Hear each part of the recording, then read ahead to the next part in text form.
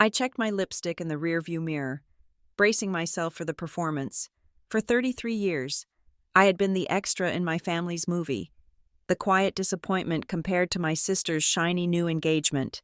Tonight, they would inevitably ask about my small, boring life just to hear the silence that followed. But this time, I wasn't bringing an apology to dinner. I was bringing the one thing my family could not survive: the truth.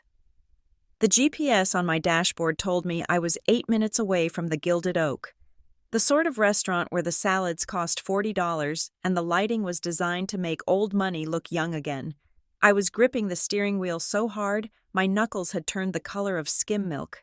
I forced my fingers to uncurl, one by one, counting the movement. 1, 2, 3, 4, 5. I was 33 years old. I ran a company with a payroll of 12 people and a client list that included 2 Fortune 500 executives. I had negotiated hostage releases in South America and tracked embezzled assets across 3 continents. Yet here I was, driving a sensible sedan down the winding, manicured roads of Weybridge Hills, Massachusetts, terrified of a dinner conversation with my parents. It was pathetic. I knew it was pathetic. But logic does not live in the same house as childhood conditioning. I checked my reflection in the rearview mirror. My hair was pulled back in a severe, low twist, not a single strand out of place. My makeup was minimal, neutral. I was wearing a charcoal silk blouse and tailored trousers, professional, unoffensive, and entirely forgettable. That was the goal. The strategy for surviving a Mitchell family gathering was the same strategy one used when encountering a bear in the wild. Make yourself small, make no sudden movements, and hope they lose interest and move on to more colorful prey. Tonight, the colorful prey was supposed to be my sister, Sloane. This was her engagement dinner, or, as my mother had phrased it in the email invite, an intimate celebration of our family's expanding circle. I rehearsed my lines as the trees blurred past. Work is fine, just busy. No, I am not seeing anyone special right now. I am just focusing on my career. Yes, the apartment is small, but it is close to the train. I am happy for you. I am so happy for you. I said the words aloud to the empty car. They sounded flat. They sounded like lies, mostly because they were half-truths designed to deflect judgment. My family did not want the truth. They wanted a mirror that reflected their own success back at them. And for the last 10 years, I had been a cracked pane of glass they tried to hide in the attic. I pulled into the valet circle. The lot was full of Range Rovers and Porsches, the steel herd of the Weybridge elite. I handed my keys to a valet who looked like he was 12 years old. He glanced at my 4-year-old sedan with polite disdain, and I felt that familiar prickle of shame, the one my mother, Elaine, had installed in me before I could even read. Do not let them see you sweat. Brooklyn. I walked inside. The air conditioning was set to a temperature that suggested preservation rather than comfort. The hostess smiled, a tight, practiced expression that did not reach her eyes. I am here for the Mitchell party. I said, Ah, yes, the engagement dinner. They are already seated in the solarium. Of course they were. I was exactly on time, which meant I was late, in the Mitchell time zone. If you were not 15 minutes early to adore the centerpiece, you were insulting the host. I walked through the main dining room, feeling the heavy gaze of the local aristocracy. Weybridge Hills was a town where everyone knew your net worth before they knew your middle name. I kept my chin up, my stride purposeful. I was not the awkward teenager in the ill-fitting dress anymore. I was a professional. But when I stepped into the solarium, that resolve fractured. It was a private glass-walled room at the back of the restaurant, overlooking the golf course. The table was set for 20 people. The linens were crisp white. The floral arrangements were towering cascades of white orchids and hydrangeas, Sloane's signature aesthetic, and there, in the center of it all, were my parents. Gordon and Elaine Mitchell looked like a catalog advertisement for successful aging. My father was tan, his silver hair swept back, wearing a suit that cost more than my first car. My mother was a vision in cream cashmere, her jewelry tasteful, but heavy enough to signal dominance. They were leaning in toward Sloane, who was glowing. Sloane had always been the golden one. Even now, at 27, she had a way of capturing the light. She was laughing at something her fiancé, Camden Hale, had just said, Camden. I had only met him twice before. Briefly, he was handsome in a way that felt curated. Perfect teeth, perfect heavy-lidded gaze, the sort of easy, athletic build that suggested he played tennis on Tuesdays and sailed on Fridays. He was holding Sloane's hand on the table, rubbing his thumb over her knuckles, displaying the massive diamond ring for the benefit of the guests. I took a breath and approached the table. "Hello, everyone," I said. The conversation didn't stop immediately. It tapered off, like a song fading out. My mother turned, her smile tightening just a fraction at the corners. "Brooklyn," she said, "you made it. We were worried you had gotten lost. I am right on time." "Mom," Gordon glanced at his watch. "We ordered champagne 5 minutes ago. But sit. Do not make a production of it." I looked for my seat. The table was packed with Sloane's friends, girls with blowout hairstyles and guys in pastel polo shirts, a few cousins I hadn't seen in years, and Camden's parents, who looked like carbon copies of mine, only perhaps slightly wealthier. I found my place card near the end of the table, squeezed between a pillar and a busing station. The card was embossed in gold script. It read, "Brooklyn, 2 N's. They had misspelled my name.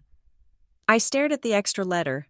It was such a small thing, a clerical error by a stationer, but in the language of my family, it was a precise statement.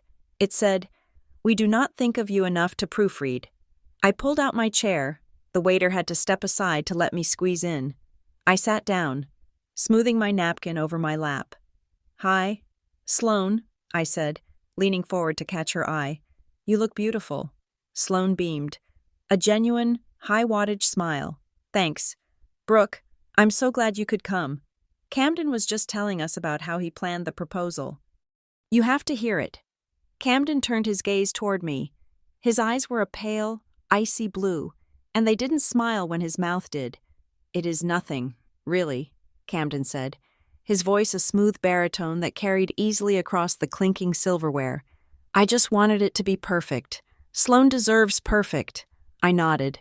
"It sounds lovely." My mother leaned in, swirling her champagne. It was magnificent. He rented out the entire vineyard. The photos are going to be in Society Life next month. We are just so relieved Sloane found someone who understands the importance of tradition.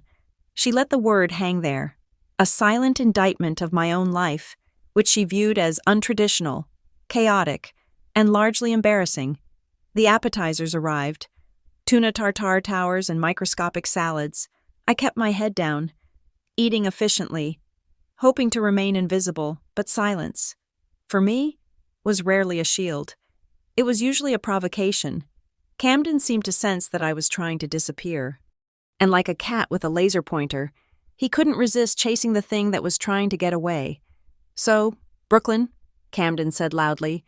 The chatter at the table died down. The spotlight swung toward the end of the table, past the orchids, to where I sat by the pillar. "Sloane tells me you are living in Graybridge now," he said. I put down my fork. "Yes, it is quiet. I like it." Graybridge was a working-class town 40 minutes north. It was honest. It was unpretentious. My parents treated it like a leper colony. My father, Gordon, chuckled. He wiped his mouth with a linen napkin. Quiet is one word for it. Industrial is another. We keep telling her she should move back toward the city, maybe get a condo in the seaport, but Brooklyn prefers to be remote. "It is affordable," I said, keeping my voice neutral. "Affordable," Camden repeated, tasting the word like it was a cheap wine. "Well, that is practical. Very sensible." One of Sloane's friends, a girl named Kinsley, who had terrified me in high school and hadn't changed much since, leaned forward. "Are you seeing anyone? Brooklyn? Sloane said you broke up with that guy. What was his name? The one with the motorcycle?" "That was 3 years ago," I said.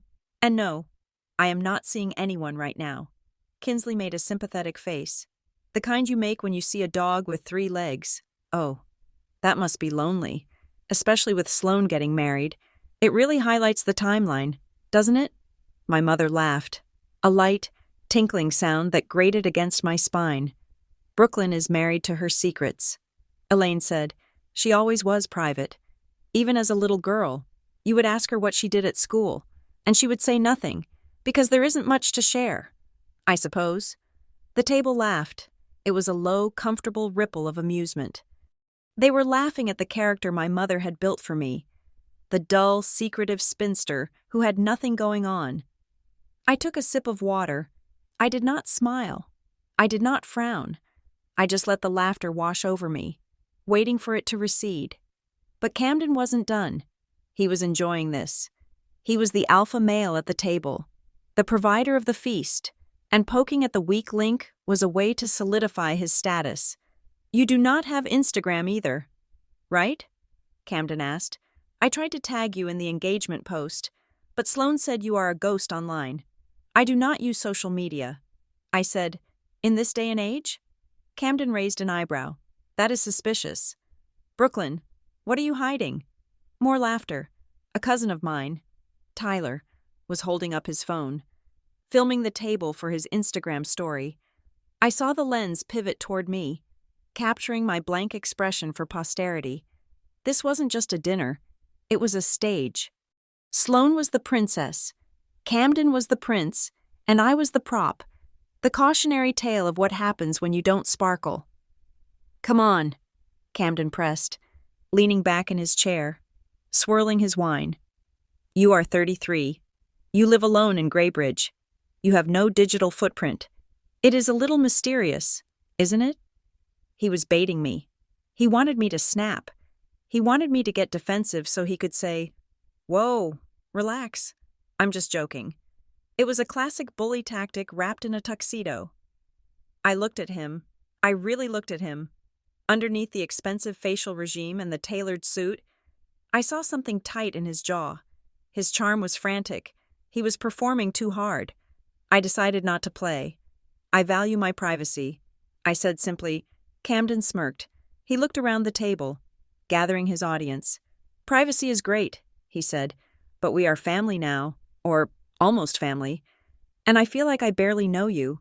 I mean, we know Sloane is the creative genius behind Lark and Pine Interiors. We know Gordon is the king of commercial real estate. But you? He paused for effect. The table went quiet. Everyone was looking at me now, waiting for the punchline. They expected me to say I was an administrative assistant, or that I worked in a library, or that I was still finding myself. They were ready to offer patronizing nods and change the subject. So, Brooklyn, Camden asked, his voice dripping with faux curiosity, what do you do? A few people chuckled before I even opened my mouth. They were pre-laughing at my mediocrity. I set my water glass down on the table. I did not fidget. I did not look at my parents for approval. I looked directly into Camden Hale's pale blue eyes. I run a private firm. I said.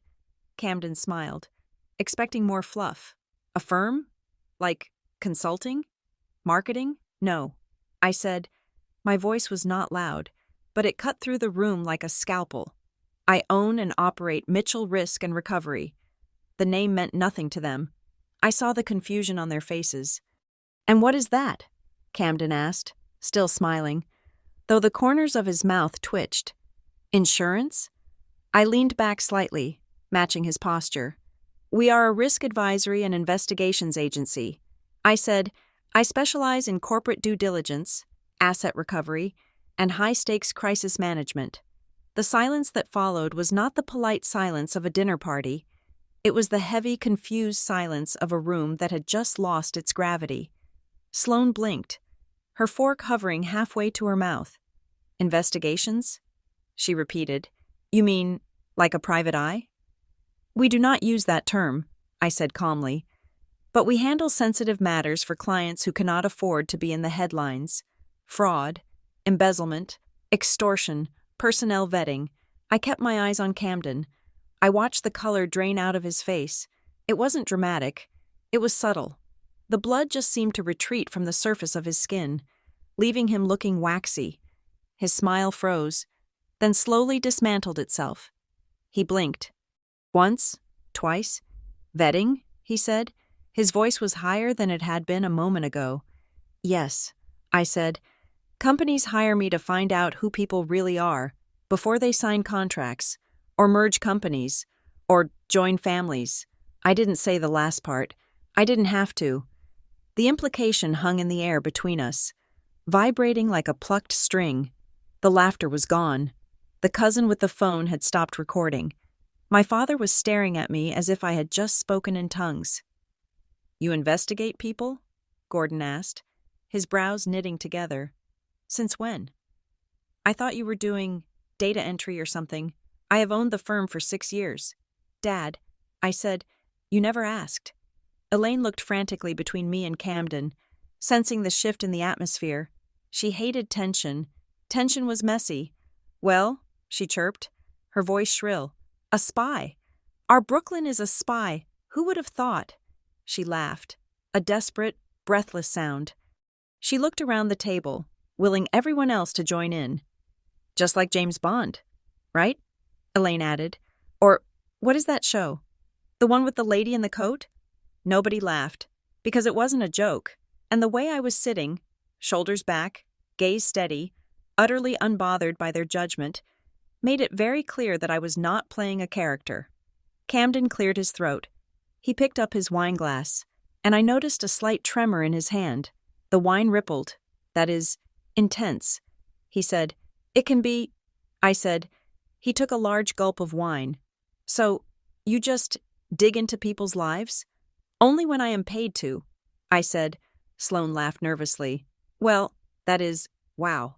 I didn't know you were so serious." "Brooke, I am very serious." "Sloane." I held Camden's gaze for another second, just long enough to let him know that I saw the tremor in his hand. Then I picked up my fork and took a bite of the tuna tartare. It needs more acid, I thought. The dinner conversation eventually resumed, but it was fractured. The easy, flowing rhythm of the evening was broken. People were whispering to each other, casting glances in my direction. I was no longer the invisible extra. I was the unknown variable. Camden did not speak to me for the rest of the main course. He spent a lot of time checking his phone under the table. He barely touched his filet mignon. By the time dessert arrived, a pretentious, deconstructed chocolate mousse, I felt the walls closing in. The adrenaline of the confrontation was fading, leaving me feeling hollow and shaky. I needed air. "Excuse me," I said, standing up. "I need to use the restroom." I walked out of the solarium, keeping my pace steady until I was out of their sightline. Then I exhaled, a long, shuddering breath. I bypassed the restrooms and went straight to the side exit, pushing through the heavy glass doors into the cool night air. The terrace was empty. It was dark, illuminated only by low landscape lighting. The air smelled of freshly cut grass and expensive perfume. I walked to the stone railing, gripping the cold masonry. My heart was hammering against my ribs. I had done it. I had broken the rule. I had stepped out of my box. I closed my eyes, listening to the crickets. Then I heard a voice. It was low, urgent, and coming from the shadows near the trellis of climbing roses, about 20 feet away. "She is here." I froze. It was Camden. I didn't move.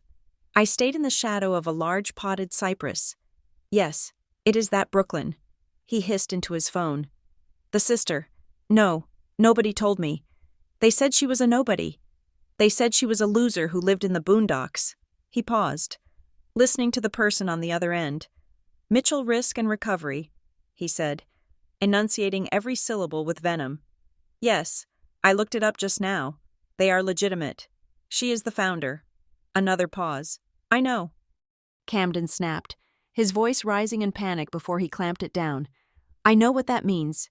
If she starts poking around, look, we have to accelerate the timeline. I cannot have her sniffing around the foundation." My blood ran cold. Foundation.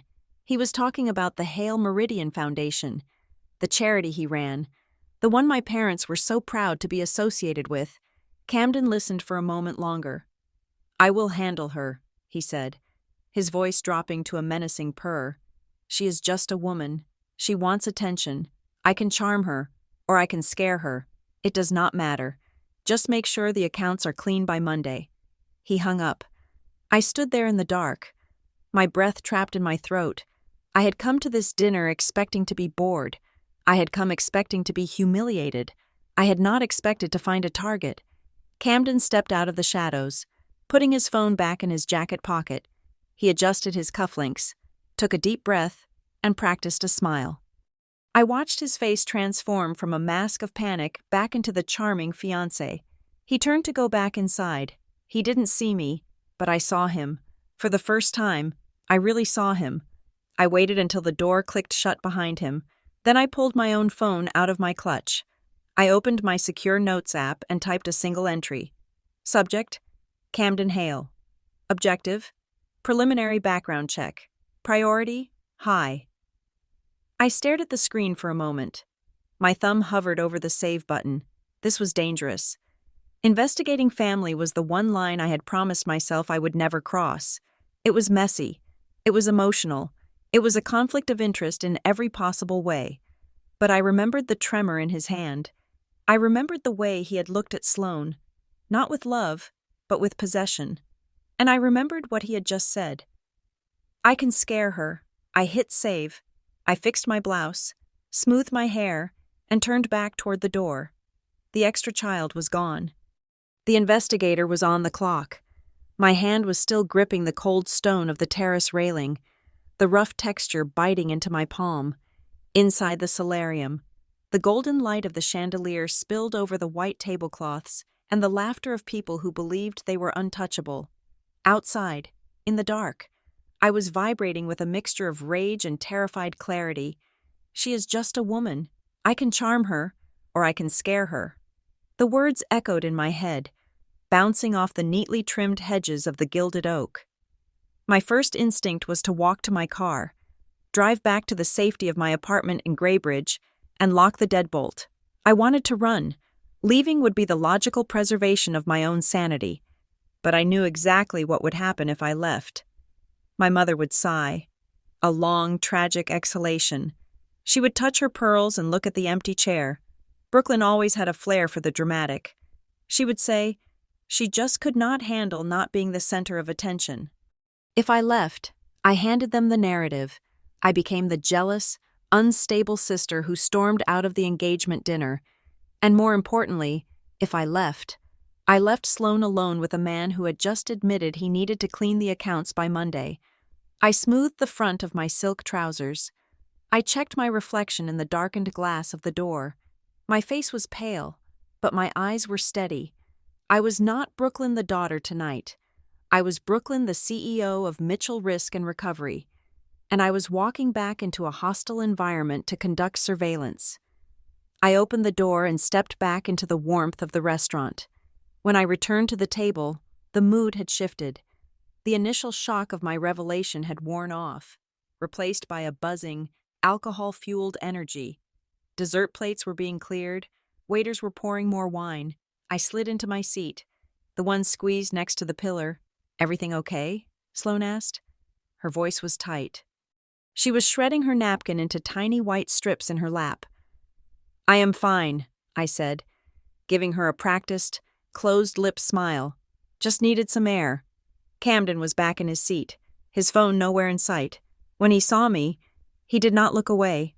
Instead, he leaned forward, his posture open, his expression rearranged into something that looked remarkably like admiration. It was a good performance. If I hadn't just heard him threatening to bury me, I might have bought it. "I have been thinking about what you said." "Brooklyn," Camden said. His voice was warm, projecting just enough so the parents could hear. "It is actually fascinating. I had no idea you were operating at that level." He was pivoting. He realized dismissal hadn't worked, so now he was trying extraction. He wanted to know how much of a threat I was. "It keeps me busy," I said, picking up my water glass. "I bet," he said. He swirled his Cabernet. "You mentioned corporate due diligence. That is a small world. We use a few firms at the foundation for our international grants. Who do you usually work with? Any overlap with the big guys? Kroll? Pinkerton?" He was fishing for my client list. He wanted to know my reach. "We are a boutique firm," I said smoothly. "We handle specific, sensitive contracts. We do not advertise our client list. That defeats the purpose of the privacy they pay for. Camden laughed. A short, sharp bark. Of course. Confidentiality. Very mysterious. But surely you can tell us the industries. Are you working with tech? Finance? Or is it more domestic matters? He emphasized the word domestic with a slight sneer, trying to minimize me again, trying to frame me as a glorified divorce snooper. We work primarily with legal counsel and executive boards. I said, mergers, acquisitions, internal theft. I let my eyes drift to his hands. He was gripping the stem of his wineglass so hard, his fingertips were white. Internal theft, Camden repeated. Yes, I said. You would be surprised how often people steal from the organizations they claim to lead. Charities, nonprofits, family trusts. It is usually the people who talk the loudest about integrity. The air at the table went thin. My mother, oblivious to the subtext but sensitive to tone, clapped her hands together. Well, that sounds very gritty. But let us talk about something happier. Sloane, show Brooklyn the venue sketches. Sloane jumped, startled. She reached for her phone to pull up the photos. But her eyes weren't on the screen. They were darting to Camden's face. She was checking his temperature. She was looking for signs of displeasure. I watched my sister. Sloane was 27, successful in her own right as an interior designer, and generally confident, but right now, she looked like a child trying to defuse a bomb she didn't understand. Her smile was brittle. She was performing happiness, not feeling it. Camden put a hand on Sloane's shoulder. He squeezed. It looked affectionate to the room, but I saw Sloane's posture stiffen. She is so talented, Camden said, looking at me but touching her. The wedding is going to be a masterpiece. We are sparing no expense. Sloane smiled, but her eyes were pleading. She wanted the night to be over. The dinner eventually wound down. The check came, and Camden made a show of waving it away, handing a sleek black card to the waiter without even looking at the total. On me, everyone, he announced. A celebration of family. My father, Gordon, beamed. You are too generous, son. Truly. As the group began to stand up, shuffling chairs and exchanging hugs, my father sidled up to me. Gordon Mitchell was a man who moved like a heavy cruiser, slow, expecting others to get out of his way, and fueled by a deep sense of self-importance. He put a hand on my elbow. It was heavy. Walk me to the coat check.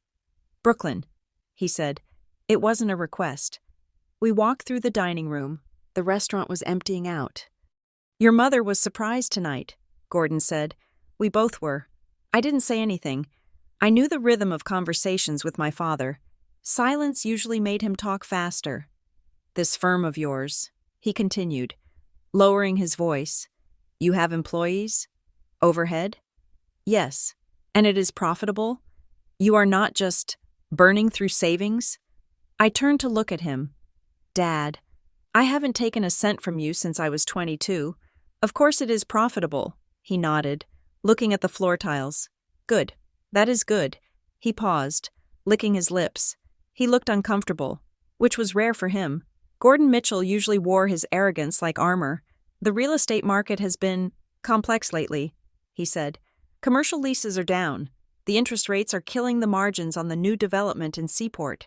I waited. If you are doing well, he said, finally meeting my eyes. Perhaps we should sit down next week.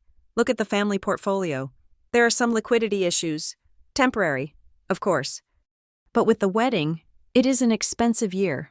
I stared at him.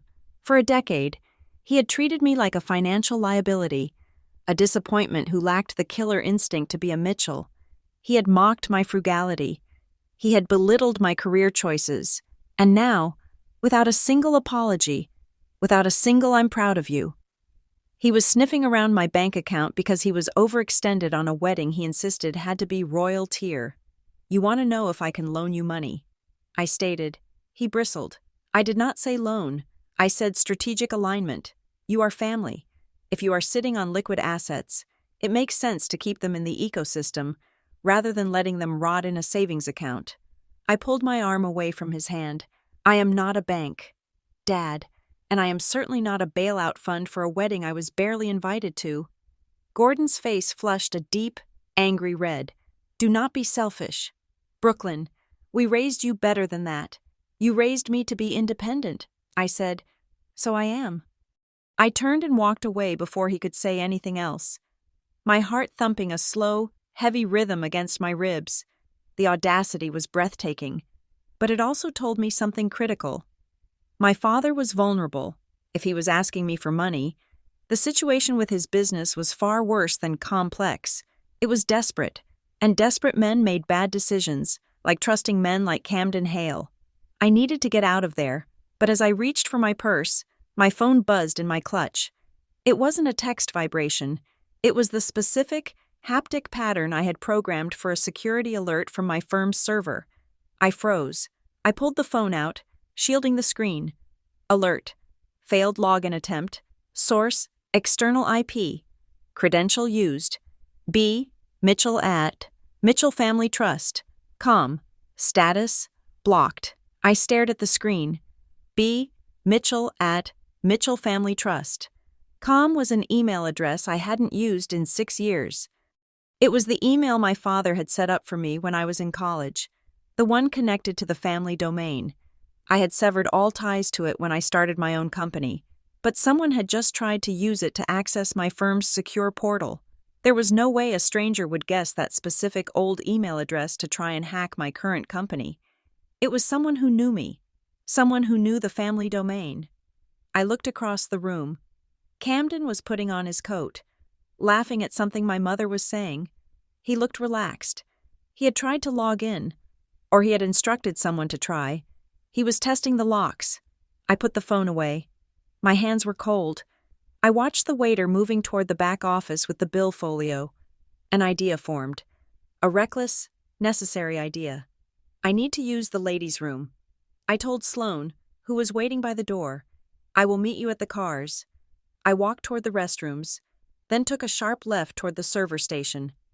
The manager, a tired-looking man in a suit that was slightly too shiny, was staring at a computer screen. "Excuse me," I said, pitching my voice to be authoritative but polite. He looked up. "Yes? I am with the Mitchell Hale party in the solarium. The engagement dinner." "Oh, yes.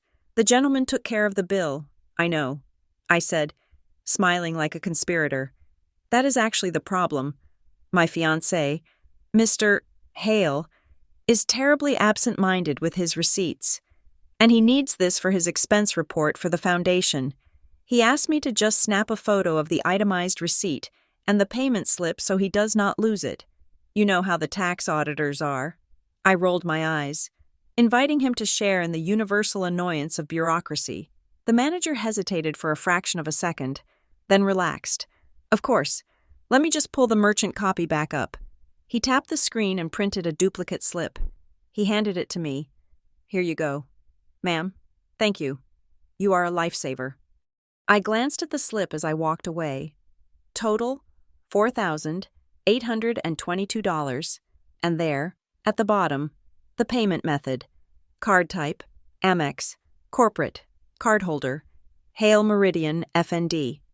I felt a cold spike of adrenaline. It wasn't a personal card. It wasn't even a business expense account for a for-profit company. The engagement dinner, the champagne, the flowers, the tuna tartare, had been paid for by the Hale Meridian Foundation, a registered 501c3 charity. Using charitable funds for personal entertainment was illegal. It was tax fraud. It was embezzlement. It was the kind of thing that sent people to federal prison. And Camden had done it openly, arrogantly, for a $4,000 dinner, because he didn't think anyone would check. I crumpled the slip into my pocket. I had my first piece of evidence. The drive back to Graybridge took 45 minutes. I watched the scenery change from the manicured lawns and stone walls of Weybridge Hills to the denser, grittier streets of my neighborhood. Graybridge was a town of triple-deckers and converted factories. It was real. It didn't pretend to be anything it wasn't. I parked my car in the lot behind my building and walked up the 3 flights of stairs to my apartment. My mind was racing, cataloging the night, the threat, the dad's desperation, the receipt, the login attempt, I reached my door, fishing for my keys. Then I stopped. There was a white envelope lying on the floor, half slipped under my door. I lived in a secure building. You needed a fob to get into the lobby, which meant someone had tailed me, or someone had picked the lock, or someone had paid a neighbor to let them in. I didn't pick it up immediately. I scanned the hallway. Empty. Quiet. I put on a pair of nitrile gloves. I kept a box in my car trunk, a habit of the trade, and picked up the envelope. It was plain, cheap, standard office supply store stock, no return address. I unlocked my door, stepped inside, and locked it behind me. I engaged the deadbolt and the secondary chain. I went to the kitchen island and turned on the bright overhead light. I used a letter opener to slit the top of the envelope. I pulled out a single sheet of paper. It was a printout, a screenshot of the About Us page from the Mitchell Risk and Recovery website. My professional headshot was in the corner. A thick red marker had been used to circle the word investigations in the text. The ink was heavy, bleeding through the paper. Below the image, in the white space, 3 words were scrawled in jagged, aggressive handwriting: "Stay in your lane." I stared at the paper. This wasn't just a warning. This was an invasion. They had come to my home. They knew where I slept. I checked the time. It was 1 a.m. I didn't sleep. I sat in my living room with the lights off, watching the street below, the envelope sitting on the coffee table like a radioactive object. At 8 o'clock the next morning, I walked into the offices of Mitchell Risk and Recovery. We were located in a refurbished textile mill, a space of exposed brick and steel beams. It was secure, biometric locks, separate server networks, soundproofed glass. It was my sanctuary. Tessa Rourke was already there. Tessa was my second in command, a former forensic accountant with a mind like a diamond drill. She was 5'2", wore vintage band t-shirts under her blazers, and could find a hidden bank account in the Cayman Islands in under 20 minutes. She looked up as I walked in, taking in my pale face and the tension in my shoulders. "Rough night with the family?" Tessa asked. She was sipping a massive iced coffee. "You have no idea," I said. I dropped the envelope on her desk. Tessa picked it up. She didn't flinch. She examined the paper, the ink, the handwriting. "Under your door?" she asked. "Yes, found it when I got home." She whistled low, bold, sloppy, but bold. "Who are we dealing with?" "Camden Hale," I said. "My sister's fiancé." Tessa's eyebrows shot up. "The Hale Meridian guy? The one who looks like a catalog model for yacht insurance? You know him?" "I know the name," Tessa said. She spun her chair around to her monitors. "I heard some chatter about him a few months ago on a forum. Someone was asking about the foundation's liquidity. There were rumors they were slow-paying vendors. And," she typed quickly, bringing up a dossier. "Here it is. There was a weird noise about a lawsuit that got settled very quietly last year. A caterer in Boston claimed Hale stiffed them for $50,000. Then the caterer suddenly dropped the suit and moved to Florida. Intimidation." I said. "Fits the profile," Tessa said. She tapped the screen. "Brooklyn. This guy is swimming in red flags. He runs these paper charities, lots of fundraising galas, lots of overhead, very little actual charitable giving. It is a slush fund lifestyle." I pulled the receipt from the restaurant out of my pocket and smoothed it onto the desk. "He paid for the engagement dinner with the foundation card." I said, $4,000. Tessa looked at the receipt, then at me. "That is piercing the corporate veil," she said. "That is straight-up fraud. If the IRS saw this, they would strip his status." She looked at the threatening note again. "He knows you are on to him, Brooklyn, or he is afraid you will be. That is why he sent this. He is trying to spook you. He tried to hack the portal last night." I added, "Used an old family email credential." Tessa's face hardened. "Okay, now I am mad. Nobody touches my firewall." She looked at me seriously. "So, what is the play? Do we open a file? Do we burn him?" I hesitated. I looked at the red circle around the word investigations. "I have strict rules, Tessa. We do not investigate without a client. We do not do revenge work. If I go after him just because he insulted me and dated my sister, I am no better than the people we catch. I am just a stalker with a license. But he threatened you, Tessa argued. He came to your house. That makes it personal defense. I know. I said, I rubbed my temples. But I need a legitimate entry point. I need a reason that isn't just family drama. If I expose him, it has to be bulletproof. It has to be for the right reasons. I took the note back. Secure the network. I said, change all the admin keys. Monitor for more intrusion attempts. But do not actively target him yet. I need to think. Tessa looked like she wanted to argue. But she nodded. You are the boss. But Brooklyn? Watch your back. This guy feels slippery. I spent the day working on existing cases, trying to drown out the anxiety with spreadsheets and background checks for a tech startup in Austin. But I couldn't focus. Every time my phone buzzed, I jumped. Every time a delivery truck idled outside the window. I checked the blinds. The threat had worked. In a way, it hadn't scared me off, but it had unsettled me. It had violated the separation between my two lives. I drove home at 7, taking a different route than usual, checking my mirrors every 2 blocks. I was sitting on my couch, staring at a lukewarm cup of tea. When my phone rang, it was Sloan. I let it ring 3 times before I picked up. I wasn't sure I could handle another performance of Everything is Perfect. Hello? Brooke?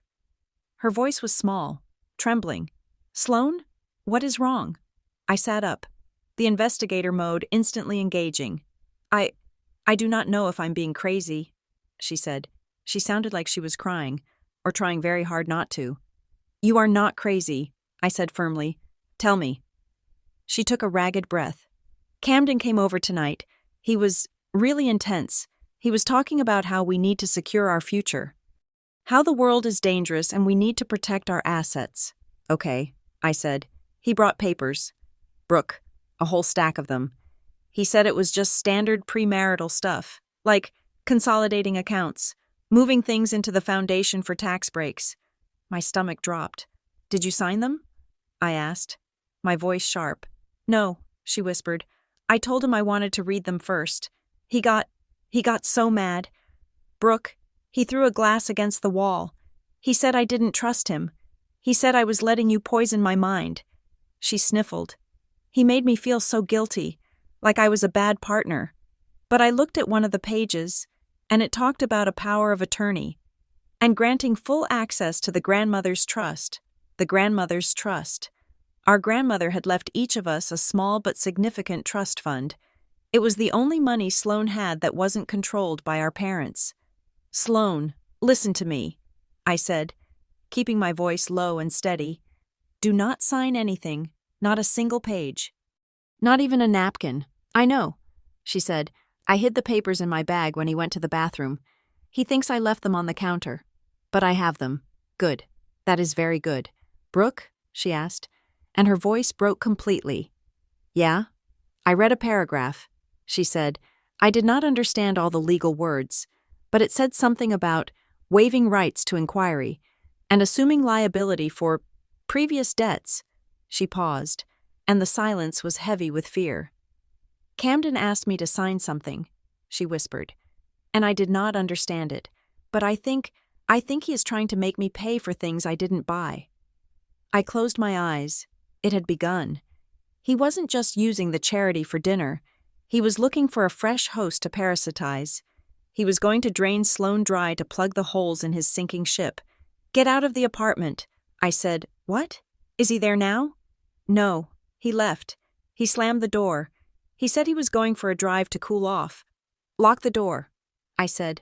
Put the chain on. Do not let him back in tonight. Tell him you are sick. Tell him you are asleep. I don't care. Brooke, you are scaring me. You should be scared, I said. But you are not alone. I looked at the envelope on my coffee table. The red marker, the threat. I had my client. Sloan, I said, I need you to bring those papers to me. Tomorrow. Can you do that? Yes. I hung up the phone. I picked up the envelope again. I looked at the words, stay in your lane.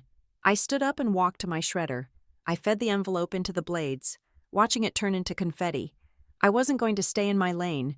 I was going to run him off the road. Marlowe Square was a neutral zone. It sat exactly halfway between the polished, old-money aesthetic of Weybridge Hills and the gritty, industrial reality of Graybridge. It was a place where hipsters drank $7 oat milk lattes next to contractors eating breakfast sandwiches wrapped in foil. It was anonymous. It was safe. I arrived 15 minutes early. That was standard operating procedure. I picked a table in the back corner of the grind grain, facing the door, with a clear view of the street. I ordered a black coffee and waited. When Sloane walked in, I almost didn't recognize her. My sister was usually a study in curated perfection. She was the kind of woman who looked like she had been airbrushed before she stepped out of bed. But the woman who pushed through the glass door looked frayed. She was wearing oversized sunglasses, even though it was overcast. Her trench coat was buttoned all the way to her chin, like armor. She carried her designer bag clutched tight against her ribs, the way people do when they are carrying cash or secrets. She scanned the room, her movements jerky and bird-like. When she saw me, her shoulders dropped about 2 inches, but the tension didn't leave her face. She hurried over and sat down, keeping her sunglasses on. "Hi," she said. Her voice was thin. "Hi, Sloane." I didn't ask her how she was. The answer was written in the way she was picking at her cuticles. "Did you bring it?" I asked. Sloane glanced around the cafe. A barista was grinding beans loudly. 2 college students were arguing about a thesis. Nobody was looking at us. She reached into her bag and pulled out a thick blue folder. She slid it across the wooden table, keeping her hand on top of it for a second before letting go. "He thinks I am at the gym," she said. "He tracks my location on my phone. I left it in my locker at the spin studio and ran here. I have 45 minutes before I have to be back." I looked at her. My little sister, who used to worry about matching her nail polish to her shoes, was now practicing counter-surveillance tradecraft just to have coffee with me. I opened the folder.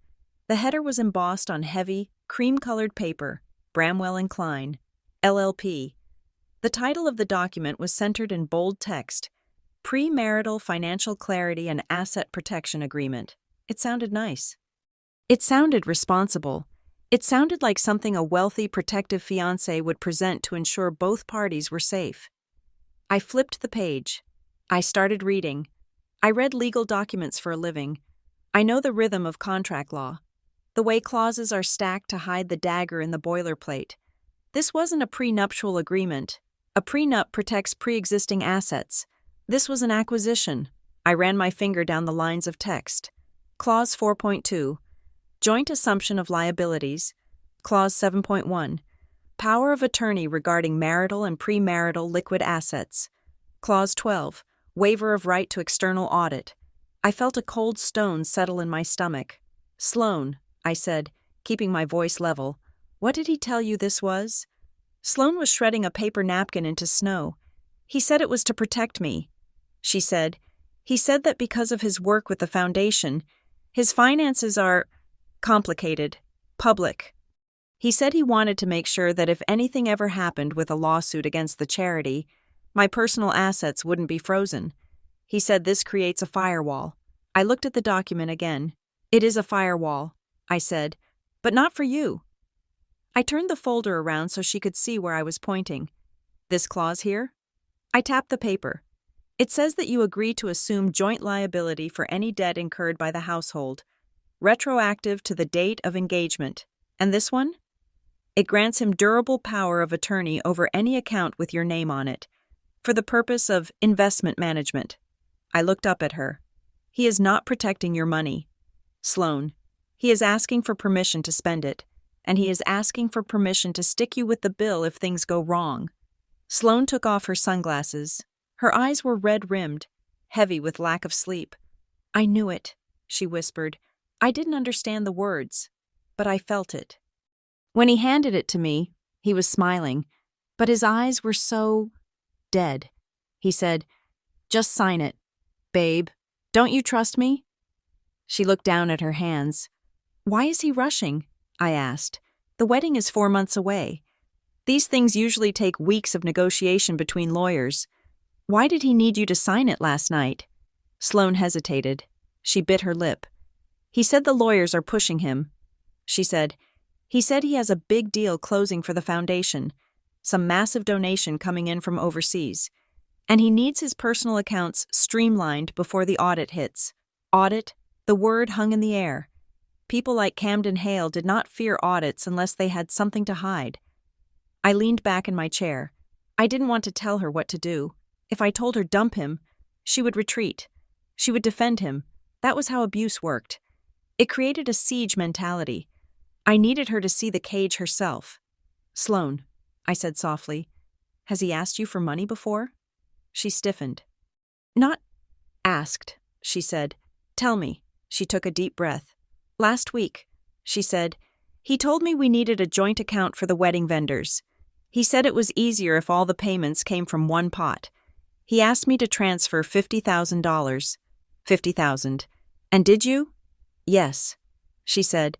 It was the money from Nana's trust. The distribution I got when I turned 25. I closed my eyes for a second. Our grandmother, a woman of steel and sensible shoes, had left us each a nest egg. It wasn't millions, but it was security.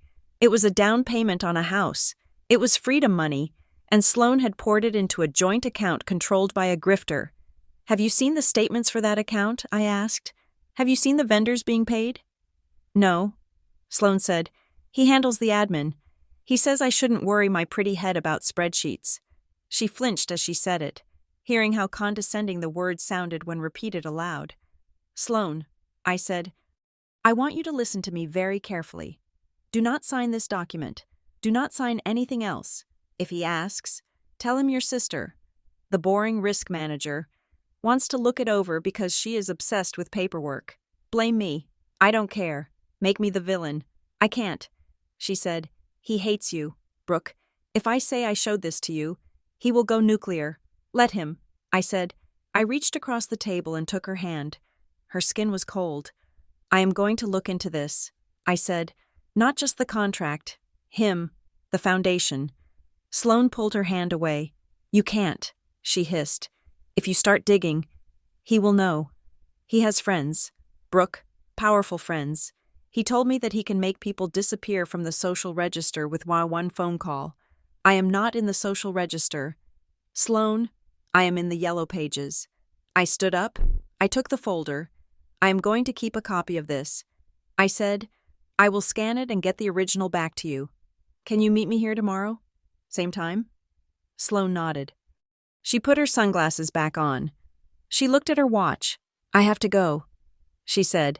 If I am late getting back to the spin studio, he will ask why my workout data didn't sync. She stood up and rushed out the door. A woman running back to her prison because she was afraid of the warden. I drove straight to my office. The rage I felt was a cold, sharp thing in my chest. He had taken Nana's money. That was the line. That was the theft of our history. I walked into Mitchell Risk and Recovery and threw the folder on Tessa's desk. Scan this, I said. Look for the liability clauses, and then I want a full forensic deep dive on the Hale Meridian Foundation. Tessa looked at the folder, then at my face. She didn't make a joke. She didn't ask for coffee. She saw the war paint. On it. She said, I went into my office and closed the door. I sat down at my terminal. I started with the basics. Public records. 990 forms. Every nonprofit in the United States has to file them. And they are public record. They tell you how much money came in, how much went out, and who sits on the board. I pulled up the last 3 years of filings for Hale Meridian. On the surface, it looked legitimate. Millions in revenue, grants listed to orphanages in Romania, water projects in Sudan, arts programs in Detroit. But when I looked closer, the cracks appeared. The revenue numbers were round, too round. Real donations are messy. They come in odd amounts. These were flat blocks of 50,000, 100,000, 250,000, and the expenses. Consulting fees, $400,000. Travel and entertainment, $300,000. Vendor services, $600,000. I looked at the vendor list. One name popped up repeatedly: Apex Logistics and Event Management. I ran a search on Apex. No website, no LinkedIn profile, no reviews. I pulled their corporate registration. Delaware LLC. The registered agent was a generic service, but the mailing address for the business was a suite in a strip mall in Wilmington. I typed the address into a search engine. It was a mailbox rental store. I kept digging. I cross-referenced the other vendors listed on the tax forms: Lumina Strategy Group, Meridian Outreach Partners, Blue Water Consulting. They all had different names. They all had different registered agents. But 3 of them shared the exact same suite number in that strip mall in Wilmington. It was a carousel.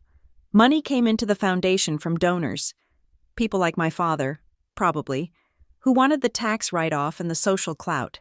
Then, instead of going to orphans or artists, the money was spun out to these shell companies for consulting and logistics. And who owned the shell companies? I couldn't prove it yet. The LLCs were opaque, but I knew it was Camden. Or it was Camden and his friends. They were washing the money through the foundation, taking a cut at every turn, and living off the overhead. It was a classic Ponzi scheme wrapped in a charity gala. My phone rang. I looked at the caller ID. Mom.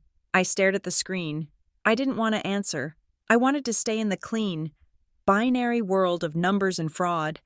But I knew if I didn't answer, she would call the office line. I picked up. "Brooklyn," she said. Her voice was tight, the tone she used when a waiter brought the wrong wine. "Hi, Mom. Your father tells me you were difficult with him last night." I rubbed my temples. I wasn't difficult. I just told him I wouldn't liquidate my company to fund a wedding. Elaine sighed. It was a sound that contained decades of disappointment. It is not just the money. Brooklyn, it is your attitude. You sat at that dinner like a judge. You barely spoke to Camden's parents. You made that awful joke about being a spy. It wasn't a joke, Mom. You are embarrassing your sister, she said. Sloan is trying so hard to keep everyone happy, and you are just looming. You are making it about you.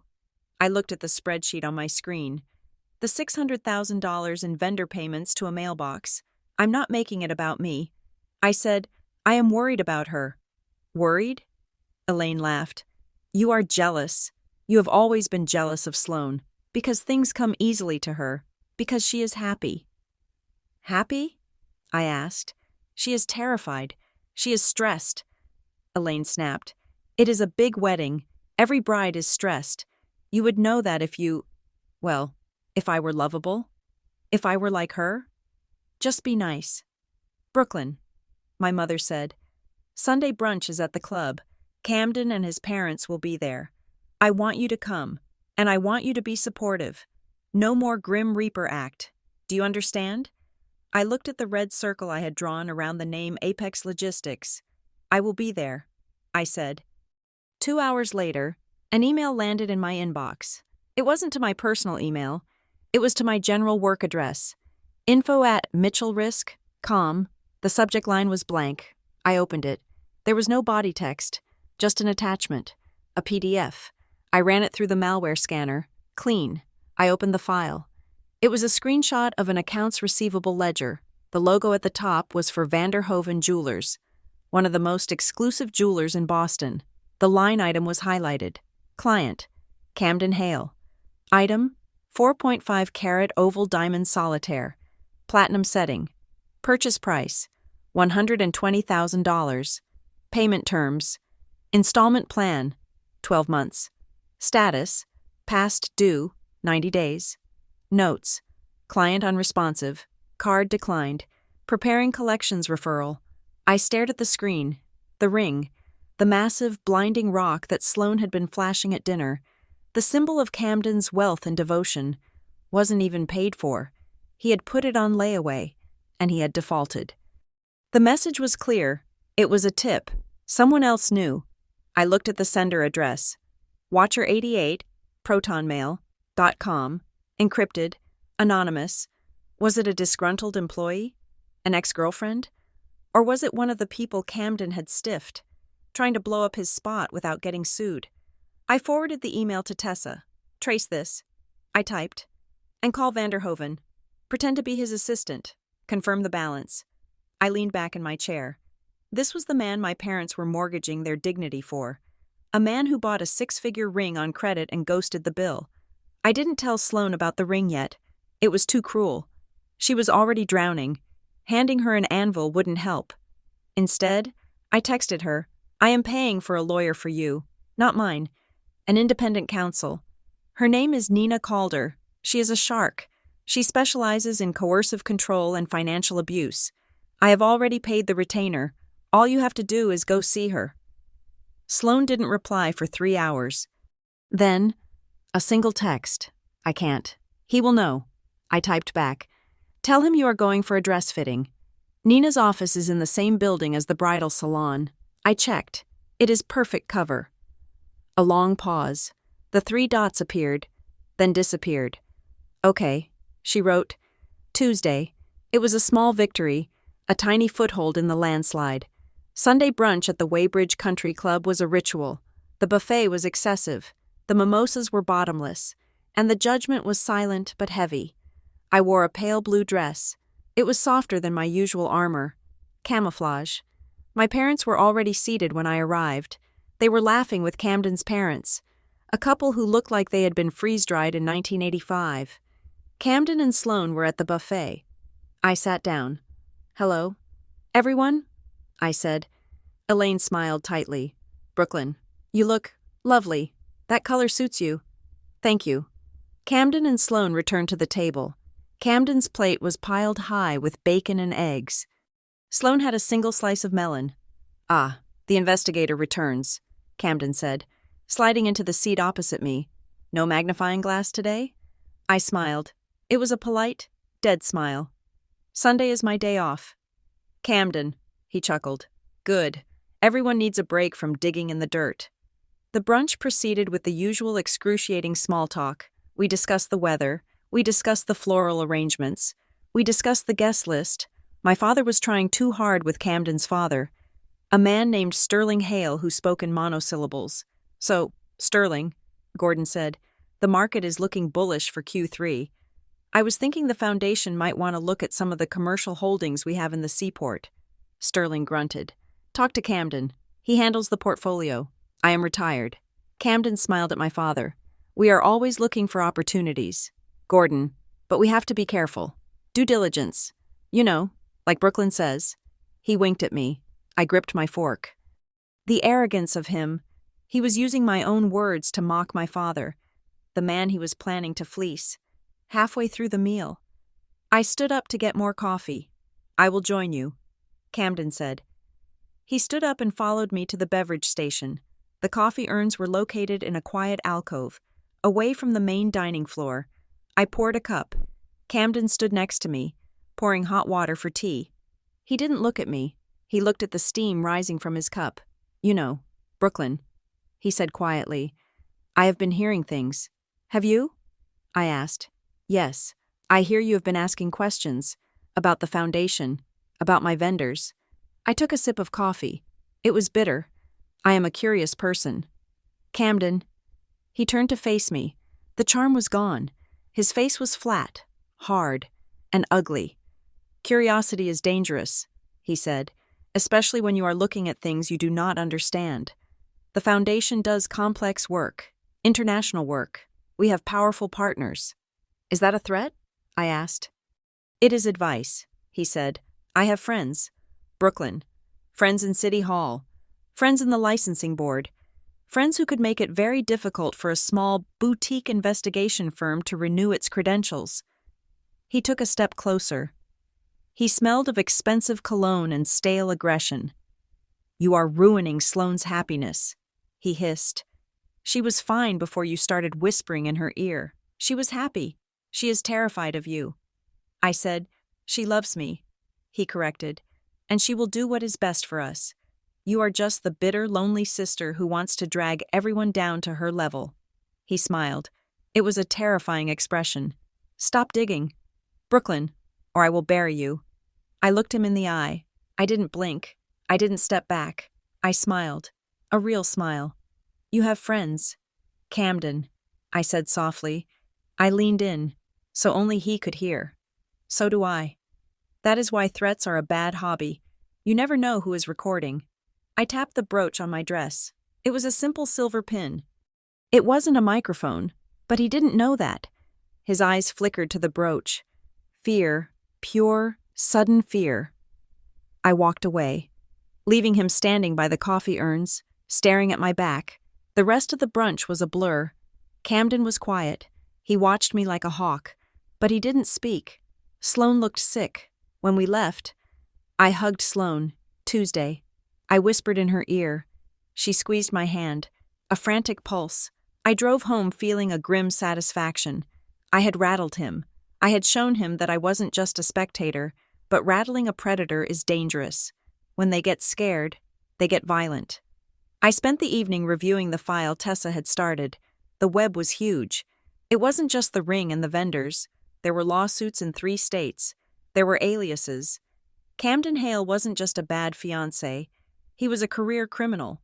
At 11 o'clock at night, my phone buzzed. A text from Sloane. 1 word. Help. My blood froze. I hit the call button immediately. It went straight to voicemail. I tried again. Voicemail. Then, a notification popped up. New voicemail from Sloane. My hands were shaking as I pressed play.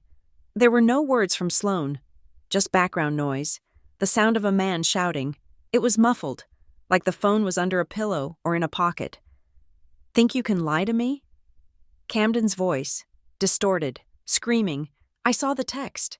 Who is Nina? Who the hell is Nina? A crash, glass breaking. I am doing this for us, he screamed. You ungrateful? A door slammed. The sound was like a gunshot in the silence of my apartment. Then, silence. The recording ended. I sat there in the dark, the phone clutched in my hand. He knew. He had checked her phone. He knew about the lawyer. I stood up. I grabbed my keys. I grabbed my go-bag. I wasn't an investigator anymore. I was a sister, and I was done waiting for permission. I drove to Sloane's condo in the Seaport District with the speed of a first responder.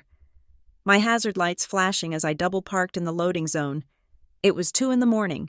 The voicemail, the shouting, the crash, the slamming door, was playing on a loop in my head, a soundtrack of escalating danger. The concierge at the front desk was new. He tried to stop me. I am Sloane Mitchell's sister, I said, slapping my license on the marble counter. I have a key, and I'm going up. If you want to call the police, go ahead. I will wait for them. He looked at my face, pale, furious, and entirely unblinking, and decided it wasn't worth the fight. He buzzed me through. I took the elevator to the 18th floor. The hallway smelled of industrial cleaner and silence. I reached Sloane's door, number 18B, and paused. I listened. Silence.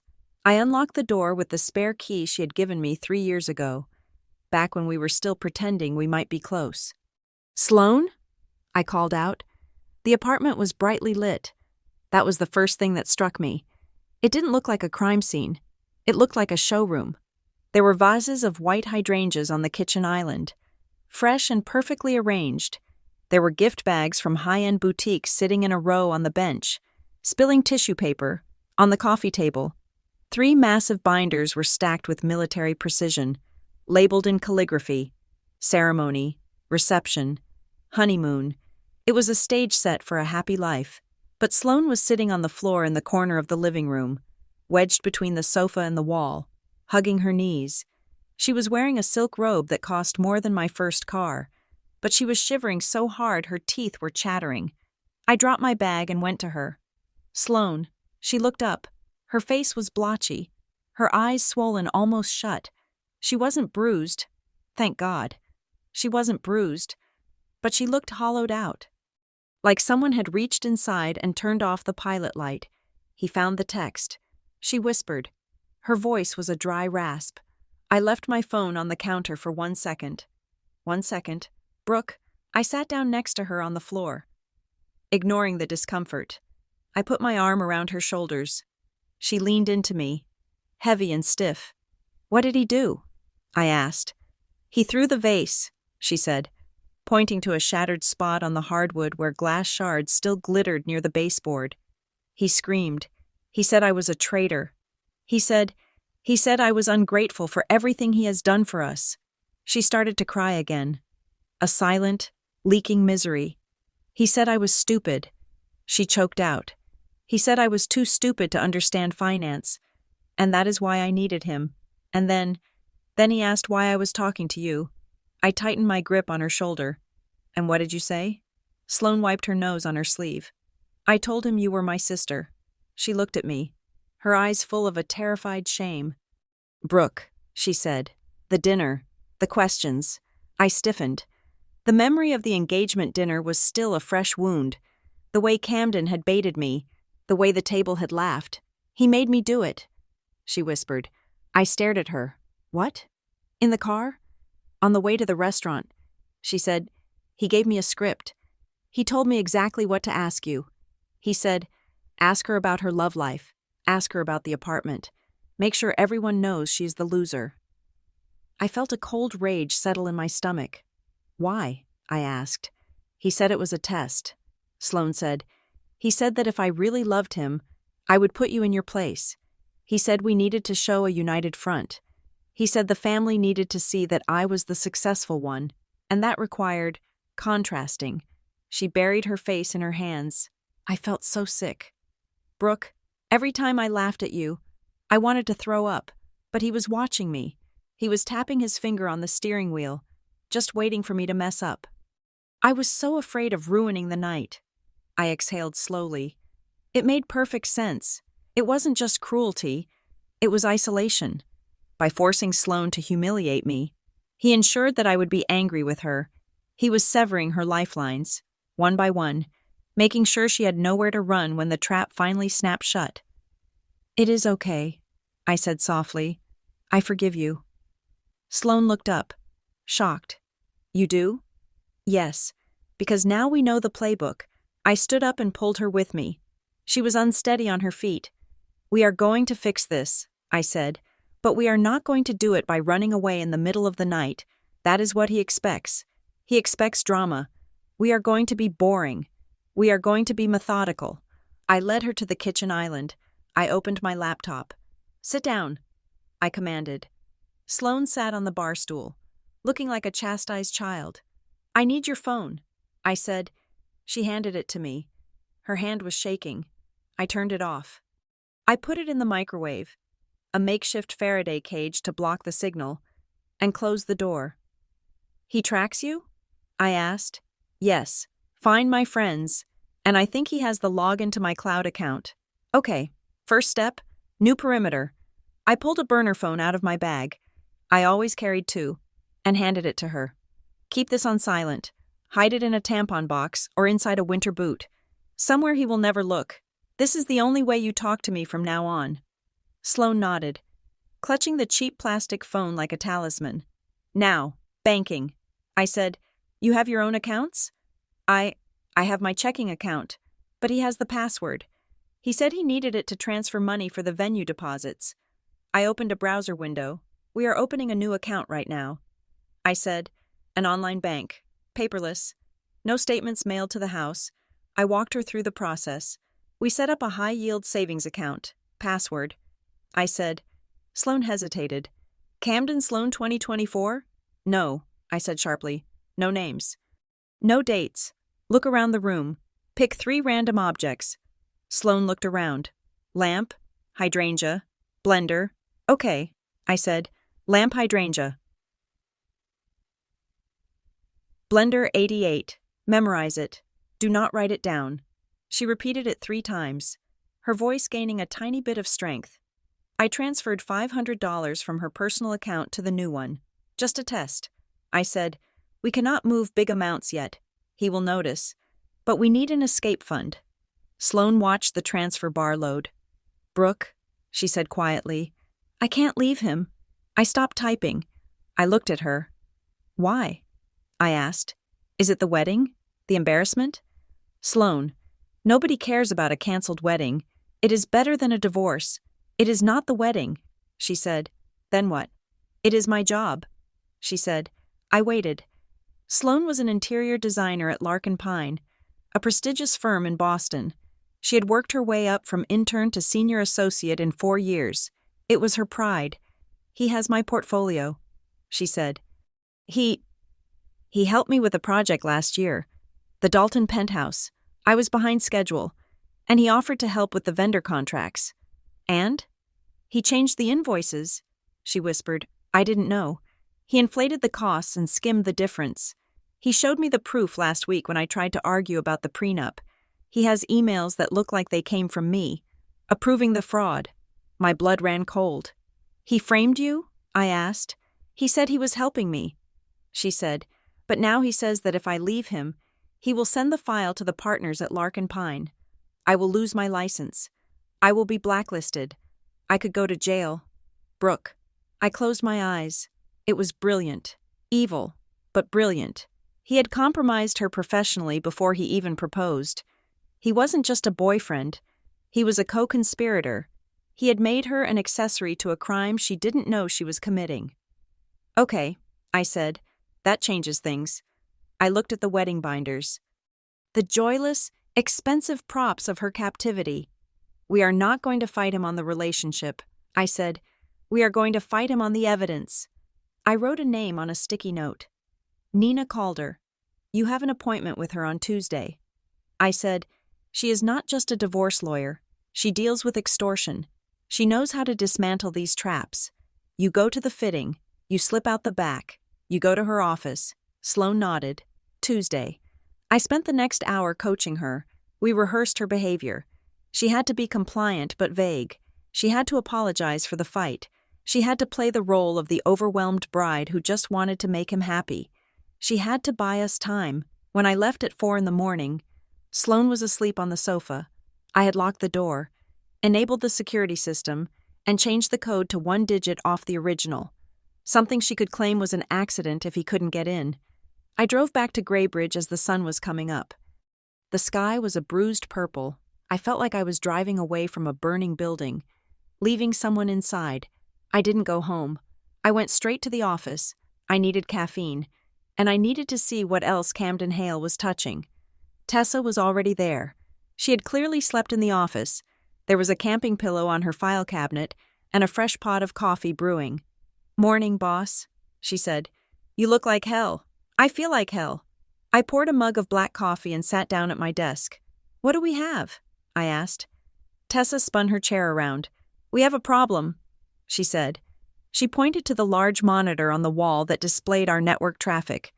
"Another intrusion attempt?" I asked. "Not an attempt," she said. "A probe. And this one was sophisticated."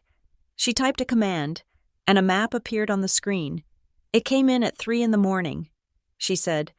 "While you were at your sister's, someone tried to bypass the firewall on the client database. They weren't looking for financial records. They were running a query for contact information." "Source?" I asked. Tessa grimaced. "I traced the IP. It is a spoofed address, but I managed to catch the handshake. It resolves back to a server leased by Apex Logistics. Apex, the shell company Camden was using to drain the foundation. He is looking for my client list." I said, "Why?"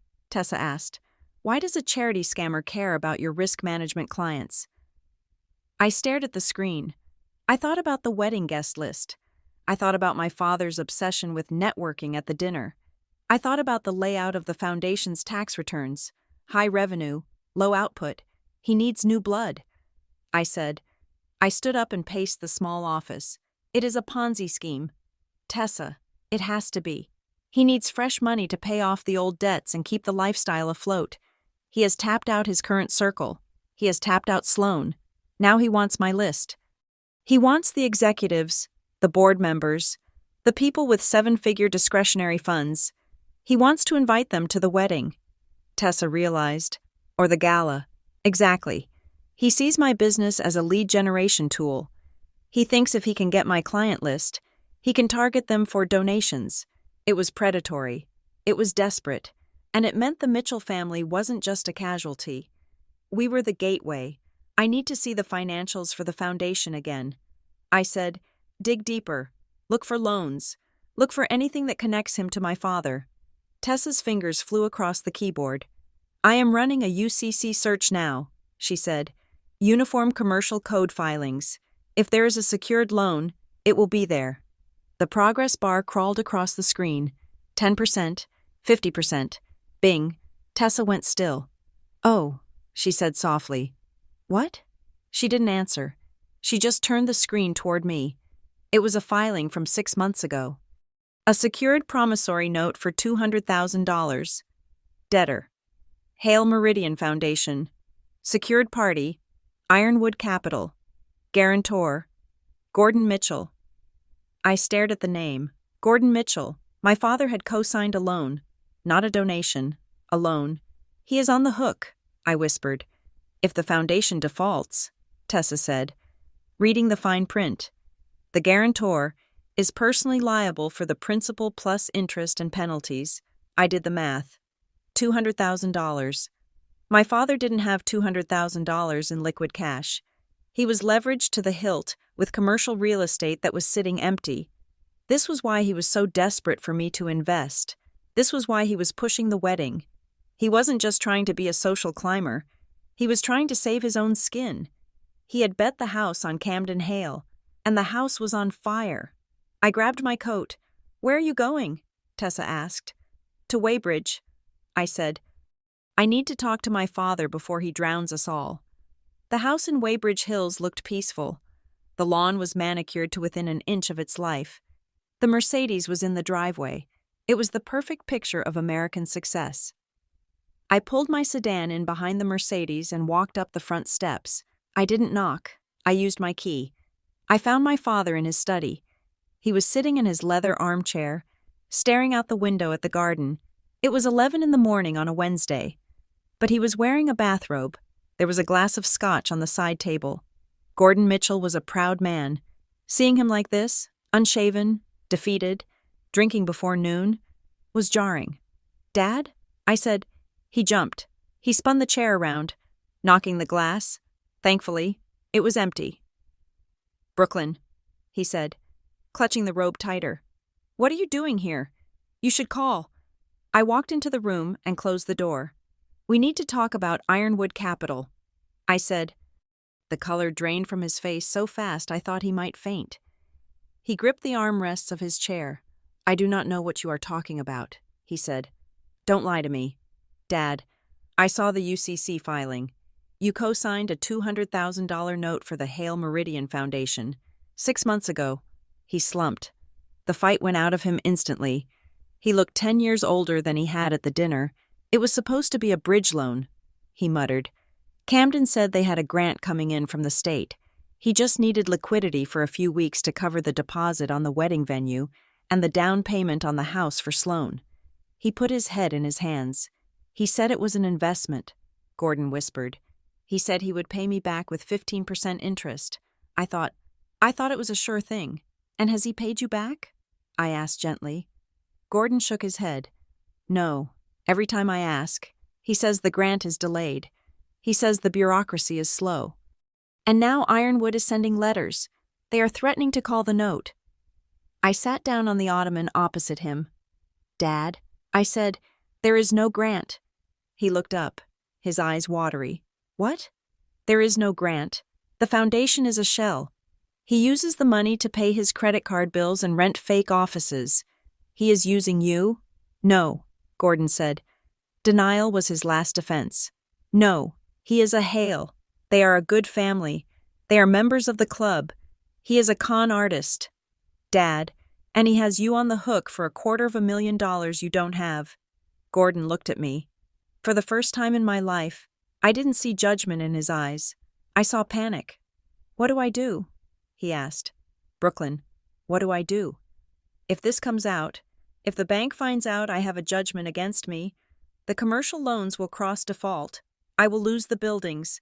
I will lose the house. We have to get ahead of it. I said, we need to document the fraud. If we can prove he induced you to sign under false pretenses, we might be able to void the guarantee, or at least mitigate the damage. I reached out and touched his knee. But you have to tell me everything. Are there other loans? Did you give him access to any accounts? Gordon opened his mouth to speak, but the door to the study flew open. Elaine stood there. She was dressed for tennis, holding a racket like a weapon. "What is going on in here?" she demanded. Gordon looked at her, terrified. "Elaine." I turned to face my mother. "I am helping Dad fix a mistake," I said. Elaine stormed into the room. Her gaze flicked from my father's bathrobe to my serious face. "Helping?" she scoffed. "Is that what you call it? You have been sneaking around for days. Camden told me. He told me you are harassing his vendors. He told me you are trying to dig up dirt to cancel the wedding." She looked at Gordon. "And you are listening to her? She is jealous. Gordon. She can't stand that Sloan is marrying well. She can't stand being ordinary. So she wants to tear it all down." "Mom, stop," I said. "This isn't about jealousy. Dad signed a loan for Camden. A loan that is in default." Elaine froze. She looked at Gordon. "Is that true?" she asked. Gordon nodded miserably. Elaine's face hardened. She didn't look worried. She looked furious. "So pay it," she snapped at Gordon. I blinked. "What? Pay the loan," Elaine said. "Sell a building. Dip into the retirement. I don't care. Just make it go away." "Mom," I said, standing up. "That is not the point. Camden stole from him." "So what?" Elaine screamed. Her voice cracked, losing its polished veneer. "Do you think that matters? Do you think I care about a loan? Sloan is getting married at the Ravenport Conservatory in 3 months. The governor is coming.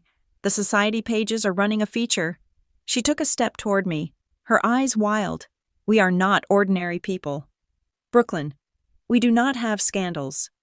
We do not have bankruptcies. We fix things." She poked a finger into my chest. "You are going to stop this investigation. You are going to apologize to Camden. And you, Gordon, you are going to write a check and shut up about it, because if this wedding doesn't happen, we are the laughingstock of Weybridge, and I will not allow that." I looked at her. I realized then that my mother wasn't a victim of Camden's charm. She was a codependent. She would rather be robbed blind than be embarrassed. She would rather sell her husband's solvency and her daughter's safety than lose her standing at the country club. It was a profound, nauseating realization. I stepped back. "I can't do that." "Mom," I said. Elaine sneered. "Get out." "What?" "Get out of my house," she said. "If you are not part of this family, then leave." I looked at my father. He was staring at the floor, unable to meet my eyes. He chose her. He always chose her. I picked up my purse. "I will leave," I said. "But when the sheriff comes to put a padlock on the door—" "Don't call me." I walked out of the house. I didn't slam the door. I closed it quietly. I drove back to the city in a daze. The betrayal stung more than I expected. I thought the truth would set them free. I forgot that some people love their chains. My phone pinged as I pulled into the parking lot of my office. It was an email from legal@bramwellklein.com. Subject: urgent. Cease and desist. Notice of legal action. I turned off the engine. I sat in the silence of the car and opened the email. "Ms. Mitchell, we represent Mr. Camden Hale and the Hale Meridian Foundation. It has come to our attention that you and your firm, Mitchell Risk Recovery, have engaged in a pattern of harassment, tortious interference with business relations, and unlawful surveillance of our client. You are hereby ordered to cease all investigative activities immediately. Furthermore, be advised that we are preparing to file a civil suit for defamation and invasion of privacy, seeking damages in excess of $5 million. We have also forwarded a complaint to the Massachusetts State Licensing Board regarding your private investigator credentials. Govern yourself accordingly. Sincerely, Preston Bramwell. Escrow," I read it twice, $5 million, a complaint to the licensing board. He wasn't just trying to scare me anymore. He was trying to delete me. He was going for my license. He was going for my livelihood. I looked at the building where my company lived, the brick walls, the life I had built from scratch. Camden had made a tactical error. He thought this letter would make me panic. He thought I was like my father, someone who would fold to save face. But he didn't know me. He didn't know that I didn't care about being ordinary. I didn't care about country clubs or governors or polite society. I cared about the truth.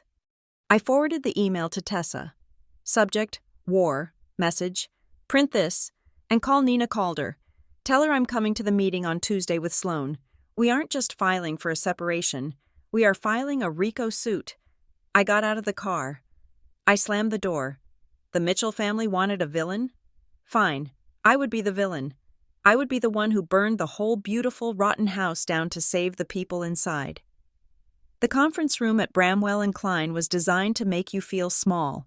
It was on the 42nd floor, with floor-to-ceiling windows overlooking the Boston Harbor, but the view was secondary to the table. It was a slab of mahogany the size of a landing strip, polished to a mirror shine so you could watch your own confidence disintegrate in the reflection.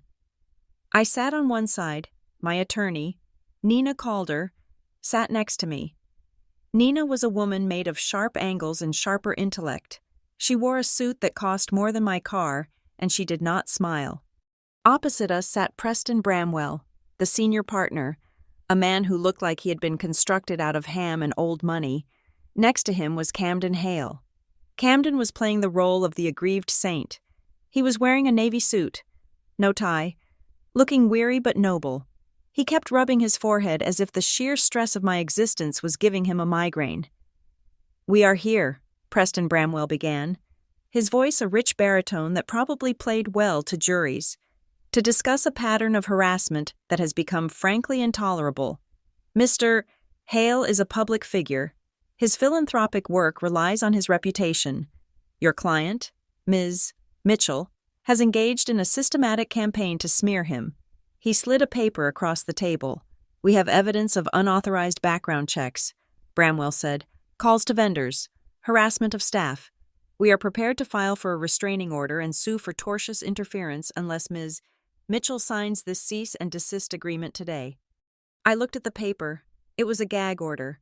It demanded I destroy all files related to the Hale Meridian Foundation and agree never to speak about Camden's business dealings again. Nina didn't even pick it up. She just leaned back in her chair. "Define harassment," Nina said. Bramwell blinked. "Excuse me? You use the word harassment," Nina said calmly. "Specificity is important. Preston, did Ms. Mitchell threaten Mr. Hale? Did she vandalize his property? Did she contact him after being asked to stop?" "She called his vendors," Bramwell sputtered. "She posed as—" "She verified public corporate filings." Nina interrupted. "She contacted businesses listed on public tax returns to verify their existence. That is not harassment. Preston, that is due diligence. And since Ms. Mitchell is a licensed private investigator, it is also her trade." Camden looked up. His eyes were wet. He was actually tearing up. "It is not about the vendors," Camden said, his voice trembling. "It is about the obsession." He looked at me, a look of profound pity that made my skin crawl. "Brooklyn, I know you are unhappy," he said softly. "I know it is hard to watch Sloan getting married. I know you feel left behind, but trying to destroy us won't make you happy. It just makes you look dangerous." I stared at him. It was a masterclass in gaslighting. He was rewriting the narrative in real time, turning my investigation into the act of a jealous, unstable spinster. I leaned forward. I placed my hands flat on the table. "Camden," I said. My voice was steady. "Who is the registered agent for Apex Logistics?" The question hung in the air like a slap. Camden's sorrowful expression faltered. "What?" "Apex Logistics," I repeated. "The company you paid $600,000 to last year." "Who owns it?" Bramwell interjected. "That is irrelevant to—" "It is entirely relevant." Nina cut in. "You are accusing my client of defamation. Truth is an absolute defense against defamation. If Ms. Mitchell can prove that her inquiries are based on legitimate suspicion of fraud, your lawsuit dissolves. So, let us answer the question. Who owns Apex Logistics?" Camden's jaw tightened. He looked at Bramwell. "We are not here to audit the foundation," Bramwell snapped. "We are here to stop the harassment. Then we are done." Nina said. She stood up and gathered her briefcase. "File your suit. Preston, we will see you in discovery, and I promise you, if you open that door—" We will subpoena every single receipt from the last 5 years." Camden went pale. The word subpoena had a sobering effect on his performance. We walked out. I didn't look back, but I could feel Camden's hatred radiating against my spine like a heat lamp. We took the elevator down to the lobby. The adrenaline was starting to fade, leaving the familiar shake in my hands. "He is terrified," Nina said as we crossed the marble floor. "He expected you to cry or apologize. He didn't expect a fight." "He has deep pockets," I said. "He can bleed us out with legal fees." Nina smiled, a wolfish expression. "I took this case on contingency. Brooklyn, I don't get paid unless we win. And looking at that man's face, I think we are going to own his house by Christmas." We pushed through the revolving doors onto the bustling Boston street. The wind was cold, cutting through my blazer. "Ms. Mitchell?" I turned. A woman was standing near the planter box, smoking a cigarette with fierce intensity. She was in her 40s, wearing a beige trench coat and sensible shoes. She looked tired. "Yes?" I asked, stepping closer to Nina. "My name is Maris Delaney," the woman said. She dropped the cigarette and crushed it out with her heel. "I was in the lobby. I saw you go up. I used to work for him." "For Camden?" I asked. "For the foundation," she corrected.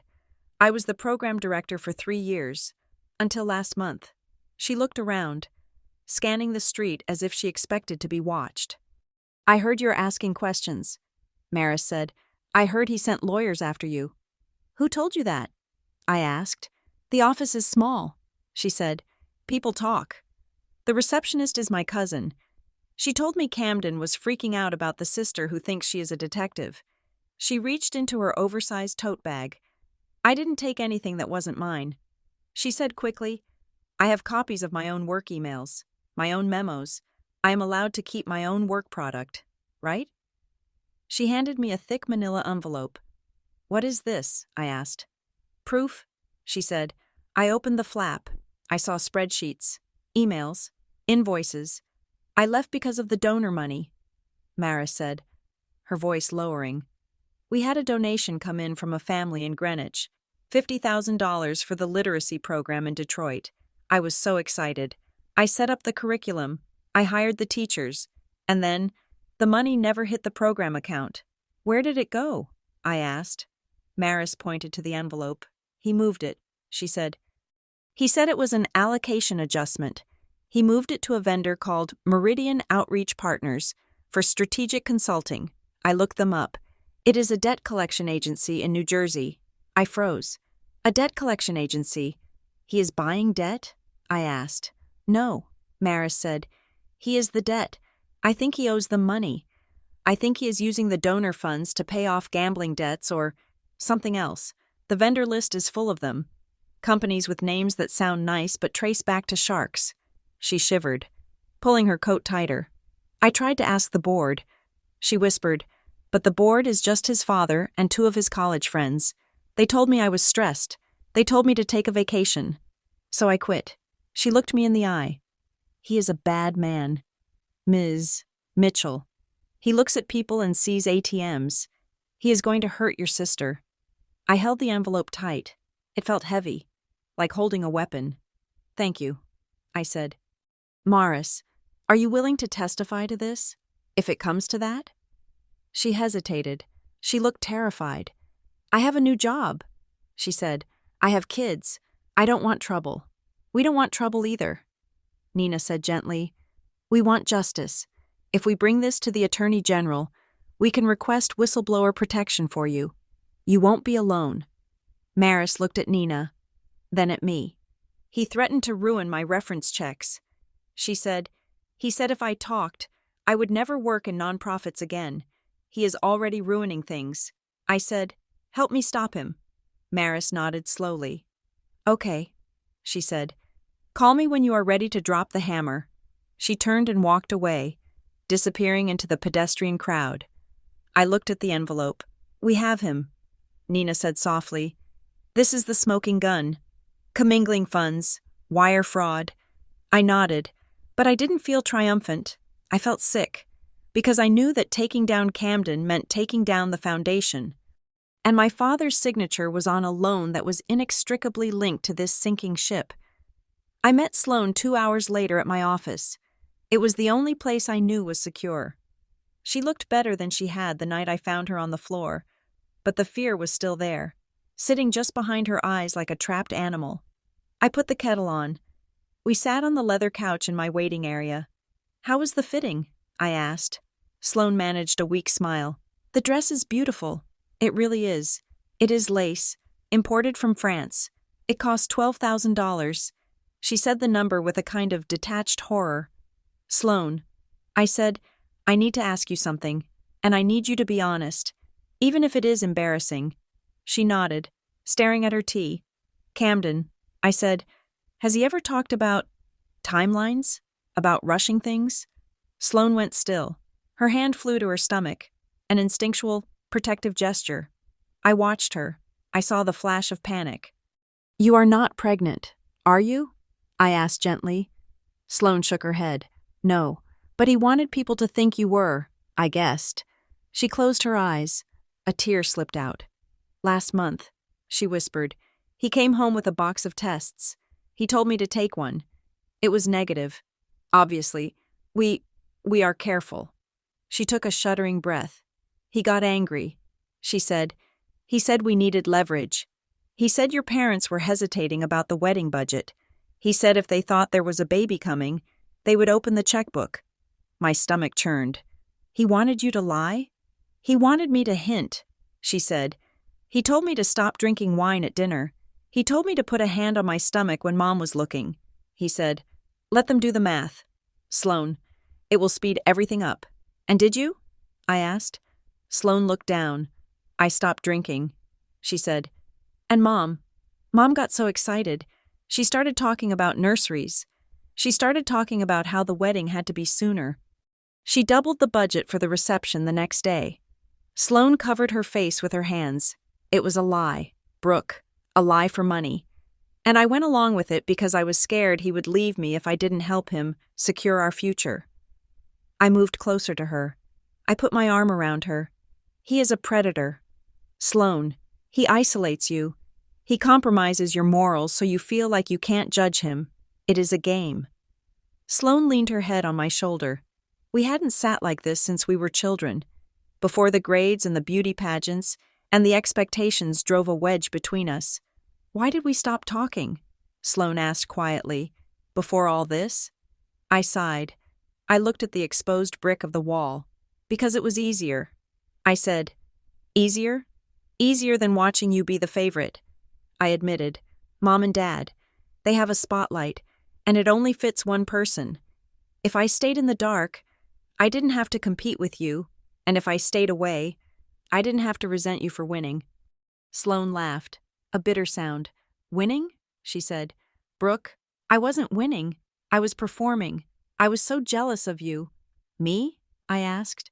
"Why?" "Because you could leave," she said. "You could wear sweatpants. You could have a job that wasn't pretty.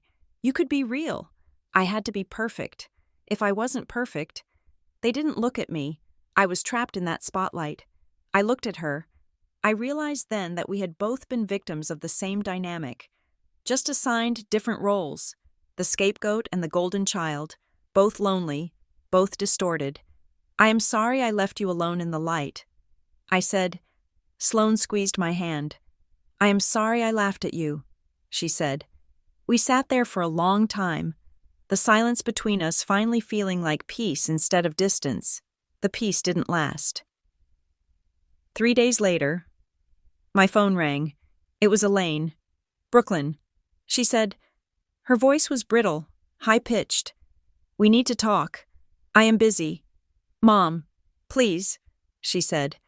It sounded like she was begging. "Grandma Rose is here. She is asking for you. She heard about the trouble. She wants to see everyone together." Grandma Rose was the matriarch. She was 90, frail, and the only person in the family I truly respected. She was the one who had left us the trust funds. If she was asking for me, I couldn't say no. "Where?" I asked. "The house," Elaine said. "Tonight at 7? Please, Brooklyn, just for an hour. For Grandma." I hung up. I knew it was likely a manipulation, but the mention of Rose was a trump card. I called Nina. "I'm going to the house." I said. "Don't," Nina warned. "It is a bad idea. I have to. My grandmother is there. But I'm going in wired." I put on my recorder, a small digital device I clipped to my bra strap. I wore a blazer. I checked the battery. I drove to Weybridge Hills. The house was lit up like a lantern. I walked in. The living room was full. My parents were there. My Aunt Carol and Uncle Bob, 2 cousins. And there, in her wheelchair by the fire, was Grandma Rose, looking confused and frail. But sitting next to her, holding her hand like a dutiful grandson, was Camden. He looked up as I entered. He smiled. It was the smile of a shark that had just cornered a seal. "Brooklyn," Elaine said, stepping forward. "Thank you for coming." I looked around the room. It wasn't a family gathering. It was a tribunal. "What is this?" I asked. "We are just having a chat," Uncle Bob said. He was a large man who avoided conflict by drinking heavily. "We are worried." "Brooklyn, your mother says you are having episodes." "Episodes?" I repeated. "Paranoia," Camden said softly. He stood up. He was holding his phone in his hand, the screen facing out. I saw the red dot of the voice memo app. He was recording. He walked toward me. "We love you." "Brooklyn," Camden said, "we want you to get help, but you have to stop this obsession with me. It is hurting Rose. Look at her." He pointed to my grandmother. She looked at me with cloudy eyes. "Who is that?" Rose asked. "Is that the nurse?" She didn't even know me. They were using a woman with dementia as a prop. My rage went cold. Absolute zero. I saw the trap. They wanted me to scream. They wanted me to make a scene in front of the witnesses so they could paint me as the unstable one. They wanted audio of me yelling at poor, helpful Camden. I took a deep breath. I centered myself. I looked directly at Camden's phone. "I am stating for the record," I said, my voice clear and calm, "that I do not consent to this interrogation." Camden blinked. He hadn't expected legal phrasing. "I am here to see my grandmother." I continued, "I am not here to discuss your fraudulent business practices or the investigation currently underway by my counsel." Elaine gasped. "Brooklyn, stop it. You are upsetting people." "I am not upsetting anyone, Mom," I said, keeping my eyes on Camden. "I am protecting myself. This man is currently under scrutiny for financial improprieties. He has threatened me. He has threatened Sloan." "Liar," Camden shouted. The mask slipped. His face twisted. "You are a jealous, lying." I pointed to his phone. "You are recording." "Camden," I said, "make sure you catch that part." I turned to the family. "I love you all," I said, "but you are being lied to. This man is using you. He is using this family to cover his debts. And when the truth comes out, and it will, remember that I tried to warn you." I walked over to Grandma Rose. I kissed her forehead. "Goodbye, Grandma," I whispered. Then I turned to leave. Camden stepped in my path. He was close, too close. His breath was hot. "You think you are smart," he hissed, low enough that the others couldn't hear. But my recorder would catch it. "You think you can win? I own this town. I will bury you under so many lawsuits you won't be able to buy a pack of gum." I smiled. A small, sad smile. "You don't own anything, Camden," I said. "You just haven't been evicted yet." I stepped around him and walked out the door. I sat in my car in the driveway, shaking. I turned off my recorder. I had it. I had him losing his temper. I had the threat. But as I put the car in gear, my phone buzzed. A notification from the Massachusetts court system. I had signed up for alerts on my own name, a precaution Nina had suggested. Case alert, new filing. Hale v. Mitchell, type. Emergency X part, order of protection. I tapped the file. It opened. Camden had filed for a restraining order. Not next week. Today. An hour ago. The affidavit was a work of fiction. It claimed I had stalked him. It claimed I had threatened to bring a gun to the wedding. It claimed I was mentally unstable and posed an imminent threat to the safety of the petitioner and his guests. And then I saw the date of the hearing. tomorrow morning at 9. And the terms of the temporary order requested: the respondent shall stay 500 yards away from the petitioner and any event hosted by the Hale Meridian Foundation. I stared at the screen. Tomorrow night was the Crystal Gala, the biggest fundraising event of the year for the foundation, the event where Camden was planning to secure the donors from my father's network, the event where he was going to lock in the money to cover his crimes. He had timed it perfectly. He wasn't just trying to keep me away from him. He was using the law to ban me from the one place where I could expose him in front of the people who mattered. If the judge granted this order in the morning, I would be legally barred from entering the Ravenport Conservatory. If I showed up, I would be arrested. I gripped the steering wheel. He thought he had checkmated me. He thought blocking my physical access would stop the truth. I looked at the house one last time. I saw the silhouette of my mother in the window, pacing. I picked up my phone and called Nina. He filed. I said, "He wants to ban me from the gala." "I know," Nina said. "I just got the service copy. He's playing dirty. Can we fight it? In court? Maybe. But not before the gala starts. The hearing is just a formality. The temporary order is likely already signed by the duty judge. So I can't go." I said, "Not unless you want to go to jail." Nina said. I looked at the passenger seat, where the envelope from Maris Delaney sat, the proof. "I don't need to go," I said slowly. "What?" Nina asked. "I don't need to be in the room to burn it down." I said. I hung up. Camden Hale had made one fatal mistake.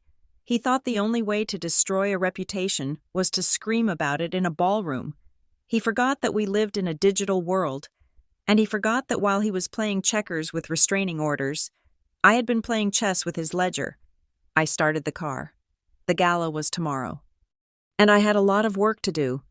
The Ravenport Conservatory was a glass cathedral built to house rare orchids and the egos of the Massachusetts elite. From the parking lot, it looked like a glowing jewel box, light spilling from its Victorian panes onto the snow-dusted grounds. Inside, 300 of the wealthiest people in New England were drinking champagne and opening their checkbooks for the Hale Meridian Foundation. I adjusted the rearview mirror. I was not wearing my usual armor of a severe blazer and trousers. Tonight, I was wearing a floor-length gown of midnight blue silk. It was elegant, understated, and designed to blend into the shadows. Beside me, Nina Calder was reviewing a stack of documents in her briefcase. The judge denied his emergency order this morning. Nina said, snapping a folder shut, "He didn't have enough evidence of a physical threat, but he will try to have you removed for trespassing if you make a scene. The venue is private property." "I am not here to make a scene," I said, staring at the glowing building. "I am here to stop a crime in progress."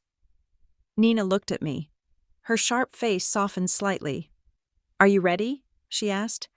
"Once we walk through those doors, there is no going back. Your parents will never forgive you." I thought about the loan my father had signed. I thought about the fake pregnancy tests. I thought about Sloane shivering on the floor of her apartment.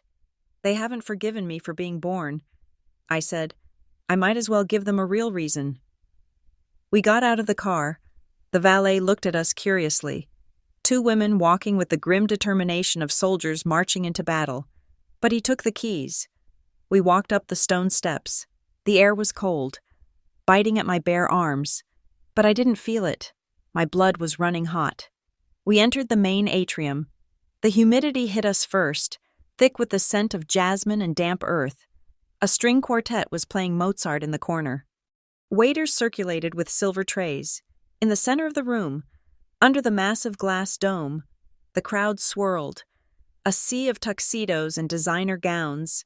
I scanned the room. I saw my parents near the fountain. Elaine was wearing emerald green, laughing too loudly at a joke made by a bank CEO. Gordon looked pale, clutching his drink like a lifeline. And there was Camden. He was standing on a raised dais near the microphone, holding court. He looked magnificent in a bespoke tuxedo, his smile dazzling, his hand resting possessively on the small of Sloane's back. Sloane was wearing the white lace dress she had mentioned, looking like a ghost in bridal couture. I took a breath and stepped into the light. Camden saw me first. His smile didn't just fade. It shattered. He went rigid. He whispered something to Sloane, then stepped down from the dais, moving toward me with a speed that drew eyes. "You," he hissed as he reached us. He stopped 3 feet away, conscious of the donors watching. His voice was a low, venomous rumble. "You are violating a court order," he said. "There is no order, Camden," Nina said calmly. Stepping between us, "Judge Holloway denied your ex parte motion at 9 o'clock this morning. Ms. Mitchell has every right to be here. She is a guest of Mrs. Delaney. We had used Maris Delaney's unused ticket, which she had mailed to my office that morning. It was a thin pretext, but it was legal." Camden's eyes darted around the room. He saw people watching. He saw the curiosity on the faces of the board members. He couldn't drag me out screaming without shattering the illusion of the benevolent philanthropist. He pivoted to his backup plan. Outrage. He raised his voice, just loud enough to carry to the nearby clusters of guests. "I cannot believe you would come here. Brooklyn? After everything? After threatening my staff? After stalking Sloane?" He shook his head, performing the role of the heartbroken brother-in-law. "Someone get security," he said, looking around helplessly. "My fiancé's sister she is not well. She is having an episode." The murmur started. Heads turned. I saw my mother freeze near the fountain. Her eyes locked onto me, wide with horror. She started pushing through the crowd, my father trailing behind her. "Brooklyn!" Elaine hissed as she reached us. "What are you doing? Get out. Get out right now before you ruin this night." I looked at my mother. She was terrified, not for me, but for the picture. "I am not leaving." "Mom," I said quietly. Camden stepped closer, emboldened by my mother's support. "She is obsessed," he told the crowd, gesturing at me. "She is jealous of Sloane. She has been trying to sabotage the wedding for weeks. It is sad." Really. He was winning. The crowd was looking at me with pity and distaste. I was the intruder. I was the crazy sister. I stood my ground. I didn't speak. I just looked past Camden, up at the dais, at Sloane. Sloane was standing alone by the microphone. She was trembling. She looked at Camden, who was busy painting me as a villain. Then she looked at me. I gave her a tiny nod. Sloane took a step toward the microphone. Camden turned, sensing the movement. "Sloane?" "Babe, just wait a second. Security is coming." Sloane ignored him. She reached out and took the microphone off the stand. The feedback squeal cut through the room, silencing the murmurs. Everyone stopped. The string quartet lowered their bows. "Sloane?" Camden said, his voice sharpening with warning. Sloane took a deep breath. She gripped the mic with both hands. I have an announcement," she said. Her voice was shaking, but it was amplified across the entire conservatory. Camden started walking back toward her, his face a mask of panic. "Sloane, this isn't the time. The wedding is postponed," Sloane said. The silence in the room was absolute. Camden froze halfway to the stage. Sloane continued, the words rushing out now. "Camden and I are taking some time apart," she said. "There are financial matters that need to be clarified, and personal matters. I ask for privacy while I sort through the truth." She lowered the microphone. She didn't look at Camden. She looked at her shoes. It wasn't a takedown. It wasn't a dramatic accusation. It was simply a refusal to play along. And in the world of high society engagements, a postponement on the night of the gala was a nuclear event. It signaled that the merger was toxic. Camden stood there, stranded between me and Sloane. The control he had carefully cultivated for months had just evaporated. He turned back to me, his face twisting into something ugly. He needed a scapegoat. He needed to deflect the room's confusion onto an enemy. "This is your fault," he shouted, pointing a finger in my face. He looked at the donors, the bankers, the lawyers, the wealthy widows. "She put her up to this," he yelled. "Do you know what she does? Do you know who she is?" He laughed, a manic, breathless sound. "She is an investigator," he announced. "She runs a little spy agency. She spends her life digging through people's trash and hacking into emails." He thought he was shaming me. He thought that by revealing my profession, He would make me look like a creep, a pariah. "She spies on people," Camden shouted. "She probably has files on half of you." He looked around, expecting validation, but nobody cheered. Nobody nodded in agreement. Instead, the room went very, very still. These were people with offshore accounts. These were people with mistresses, with tax shelters, with quiet settlements. The last thing any of them wanted to hear was that the man asking for their money had an enemy who investigated fraud for a living. Camden's eyes flickered.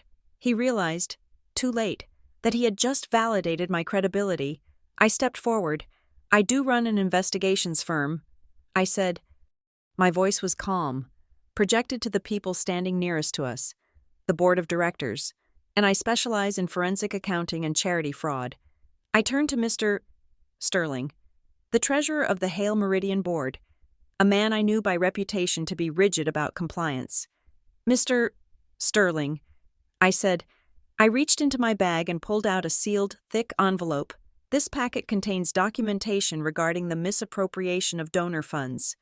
I said, "It includes invoices from shell companies registered to mailbox drops in Wilmington, Delaware. It includes proof of commingling between the foundation's accounts and Mr. Hale's personal debts." I held the envelope out. "I am submitting this for a formal internal review." I said, "I suggest you freeze all assets immediately." Mr. Sterling looked at the envelope. Then he looked at Camden. Camden lunged. "No, don't touch that. It is a fabrication. She forged it. Security!" Mr. Sterling barked. Two large men in blazers stepped out of the shadows, but they didn't move toward me. They moved toward the dais, blocking Camden's path to the stage. Mr. Sterling took the envelope from my hand. "Thank you. Ms.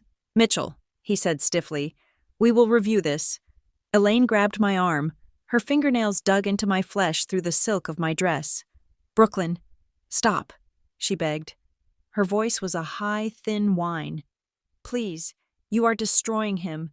You are destroying us. Everyone is looking." She looked around the room, her eyes wide with the terror of social death. "Think about the reputation," she hissed. "Think about the family name." I looked at my mother. I looked at the fear in her eyes. Not fear of the crime, but fear of the exposure. I pulled my arm gently from her grip. "You already chose ruin." "Mom," I said softly. She blinked, tears spilling over. "You chose to cover up a lie to save a party." I said, "I am choosing the truth." I turned away from her. Camden was cornered. The crowd had pulled back, creating a circle of isolation around him.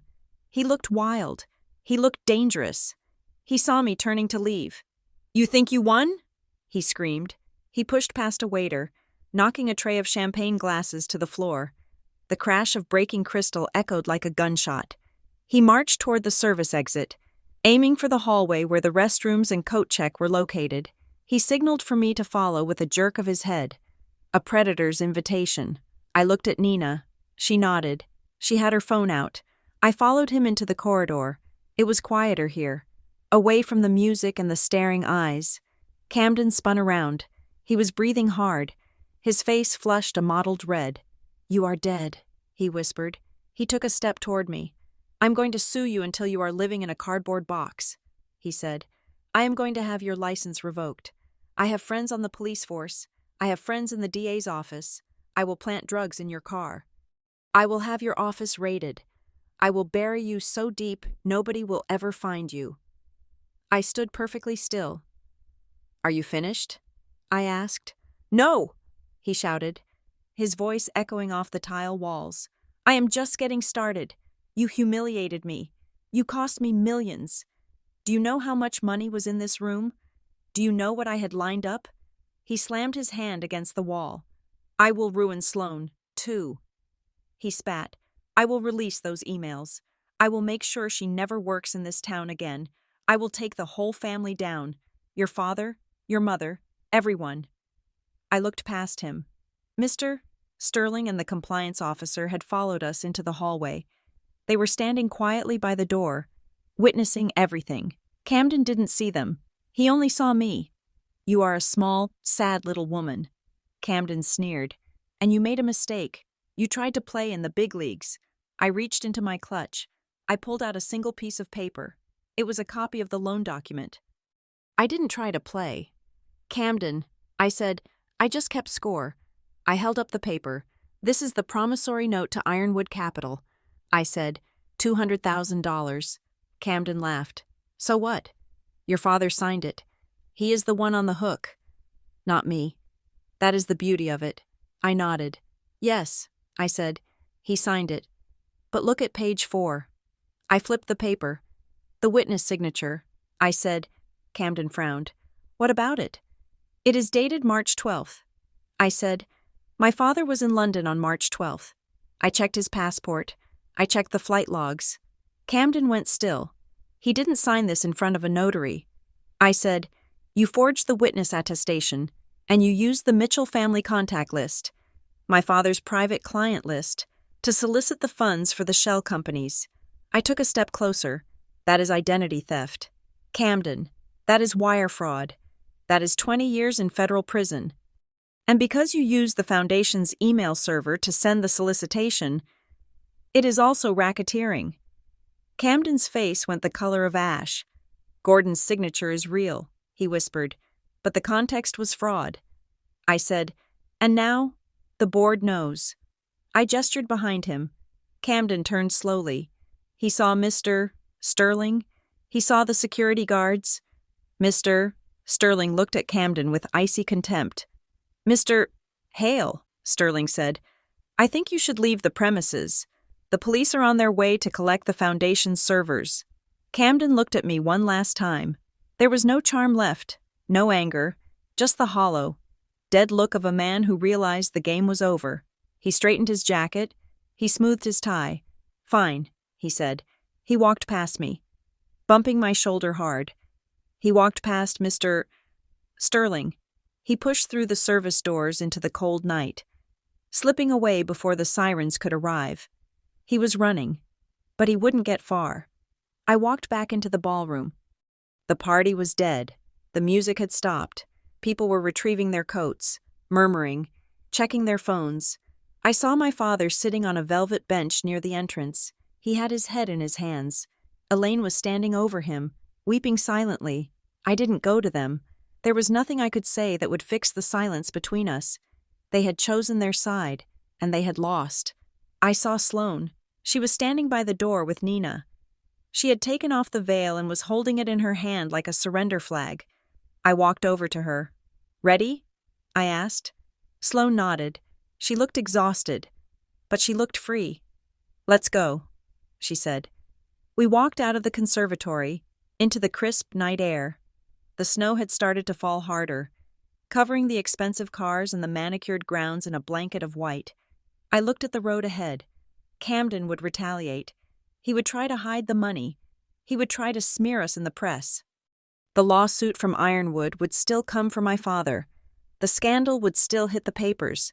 But as I watched my sister get into my sensible sedan, leaving the fantasy life behind, I knew one thing for sure.